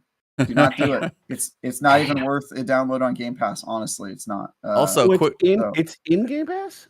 It's in Game Pass, but not the story. The story mode is $8 per story, and that's really all anybody wants to play. Yeah, but honestly, the multiplayer is not worth your time. I do not recommend it. And that's crazy. Last question wasn't this game, because me and Maddie? It's funny you said that. Me and Maddie, we did Duke, and we were like, they got to be hiding something. Like, you can't get any information on it. But I heard that like it was like big in China. Like, this game is huge somewhere else. It had a PC release, the other Crossfire game, and it's sort of like a CS:GO, a Counter-Strike sort of like clone, and it gained some love there. But this port is on Xbox and PC, and in both places it's really bad. I was telling E, I think the problem, Cog, is that they had so many different developers working on the game, and then they put it into one game, and I think it had a Master Chief Collection effect where all these games all working on one software and out of one menu just screwed everything up. But even then, there are still game design problems that are super questionable. Like, they did not test it at all. Like, the spawn situation is just horrible. Like, every part of the game makes you question if they put any time into developing it. It's just it's so bizarre, man. Okay, final thing, Travis, for your outro. I know you got other stuff going. You are going to be reviewing. Yeah. No, it's going to be, you're going to be reviewing Witch Queen, but I want one question before you get to your outro. Oh, sure. No other words besides the numerical IGN score for season 1 of Boba Fett. Boba Fett? Why do I say that wrong now? Boba Fett. 6, okay. Okay, there you go. All right, now you can do your outro. Yeah. I want to like that show, but it was very inconsistent in its quality. But yeah, it's still more Star Wars. I love it. I watched the whole thing. I'll probably rewatch it in a couple months. But like, if I'm being objective, it was just an okay show. Okay. Anyway, so I did a ton of stuff in the past couple of weeks. My review of Dying Light 2 is out, if you care about that. I'm also working on the Dying Light 2 wiki for IGN. So if you're playing Dying Light 2, feel free to use the interactive maps and some of the guides that we're creating. I'm helping out with that. Nice. I also did a review of Far Cry 6's DLC, which is called Collapse. It's one of the 3 DLCs. I gave that a 5 out of 10. I don't recommend really playing it. It's kind of not great. And then I also did a preview of Assassin's Creed's new expansion called Dawn of Ragnarok, which really looks like it's going to be a lot of fun. That's coming out in March if you have time for it. If you're like me and thought Valhalla was a little bit boring and a little bit too big to get through, this looks like the exact opposite. It's basically standalone. It has its own side map, and you play Odin. You play Odin, the god, and you have a whole bunch of superpowers, and you can shoot lightning. It's sweet. So I almost named my preview in Dawn of Ragnarok, you can turn into a bird and then assassinate someone. So you can fly around as a bird and then hit the assassinate button, and your bird will dive in, and then at the last second you turn back into a human and you assassinate. Oh, I was wondering if you were gonna like Peregrine Falcon too and like dive and kill him as a bird, just like impale with the beak or something. Yeah, you turn into a human again at the last second, but it looks really cool. It's got just a whole bunch of weird powers, and you know the Assassin's Creed has been a little bit stale, so it's cool to see them trying new stuff. I think just try new stuff. So yeah, I did all of that stuff, and then this week I'm reviewing Crossfire X. So I'm actually doing 2 separate reviews, one for single player and one for multiplayer. So and both of them are going to get 4s. Yeah. So you can look for that online next week. But yeah, I'm working on a ton of content for IGN this month, and then my next review after Crossfire X, unless any more surprise reviews pop up, is going to be a little game called Destiny 2: The Witch Queen. So I'm very excited to review that game, and I'll be posting my thoughts online, maybe review in progress, and then my final review will come out the day after the raid. I'm going to be streaming my raid with D-Flawless. So you can watch us make jokes while we bang our head against the wall trying to kill Savathun or whatever. So it should be. I'm having a really fun month, guys. This is a great month. Yeah, you've been killing it, man. The Dying Light, all this stuff, man. And then now Destiny, non-stop, brother. Keep it up. Loving the work. Cog, what about you in the metaverse? So much. Other than that, it's been, what do we see? Duke, we did a great, like, I highly recommend, if you can, watch Duke Ultimate. We did an Xbox One retrospective that was fun as hell. King David's on it. Nice. It is but it's actually like, we really hit it from all angles. And it was such a polarizing generation, but we break it down, all aspects of it. And so we got that going on. Me and Maddie came back. We did Duke, and then supposed to have a guest on Sunday's IOP. So we'll see what happens. Might be a little different from the norm. We're gonna do something a little different, but it's still gaming related. So we're gonna ask him offline because I don't know what the hell he's talking about. Yeah. we'll do something different. But yeah, Sunday should be fun. And yeah, man, like just been catching up, just trying to get through, man. Super Bowl's this week, so it's busy week for me work wise. But other than that, I am glad at least I can make it here. Because when I saw these, I was like, oh man, there's so much good Destiny stuff to talk about. I'm like, I gotta work. No. So I am glad I'm here. But yeah, gotta get back with the whole base because it was a stress. I needed this. Yeah. I needed it to talk a little game. fun. No stress. But yeah, salute. And E, what about you with your amazing advanced GG shaker that I have now a proud owner? You know what's funny? It shipped today. I was like, that's another. I was like, I gotta make it, even if I'm late. I was like, I gotta make it. It delivered today. Yeah. Shout out. Use code Ebontis at advancedgg.com. Links are plastered all over my social. You guys know where to find me. Of course. No, I'm just kidding. But seriously. But seriously, use the damn code. Use the damn code. Buy it. Use the code. Yep. No, honestly, if you ever have questions about it, let me know. That's all I'll say. Yep. I use it. That's pretty obvious. But if you ever have questions, I'm happy to answer them. But outside of that, trying to beat Sifu literally on the final boss. I don't know if I'm gonna go for like an amaze, like try and beat the whole damn thing undefeated. That's probably a little extreme because there's some parts where it's just like if I beat it, I'm in a decent age when I get through it. I'm kind of good. But Rook actually in chat, he and I have both been playing it, kind of trading who's ahead of who, so it's been pretty fun. Lost Ark I've also been playing, so if I get any time, kind of like level 19 of that, my friend has left me in the dust, but that's not surprising because that's all he's been playing. And then Witch Queen. I'm trying to keep up with all the news. I literally made a video. My video on Tuesday was about the ViDoc. We knew that was going to happen. That was long. Wednesday, I have my leveling guide for Witch Queen. If you guys are curious about that one, outside of now going for your legendary campaign clear, because that will make a big jump in your powerful and pinnacles on that first character and all the characters. That video went up, and then they dropped Void 3.0. I'm like, oh god, because I figured that would be in the TWAB, but that was long enough that they made it separate. And then today we had an interactive trailer, so I made a video and then a TWAB video. Then we have Zerda. I'm just running out of space, so I'm busy. We're all busy, but mine is very Destiny related. But my variety content is keeping me sane. Sifu is a blast. I want to smash it and then move on. So it's fun though. It's really, really fun. And when you get to the 3rd level and you get when you get to the end of the 3rd level, I need to text. I don't care the hour, so I can wake up and be like, holy hell, this is all like, that's what I want to see. No doubt. I can't wait, man. Love it. Well, gentlemen, all of chat, all of you guys that have been out there for pretty much the entire episode, thank you guys so much. I know Cog wasn't here at the start, but we did get him in, so I thank you all for hanging in till he got here so we can get the ninja's opinions about all the good things.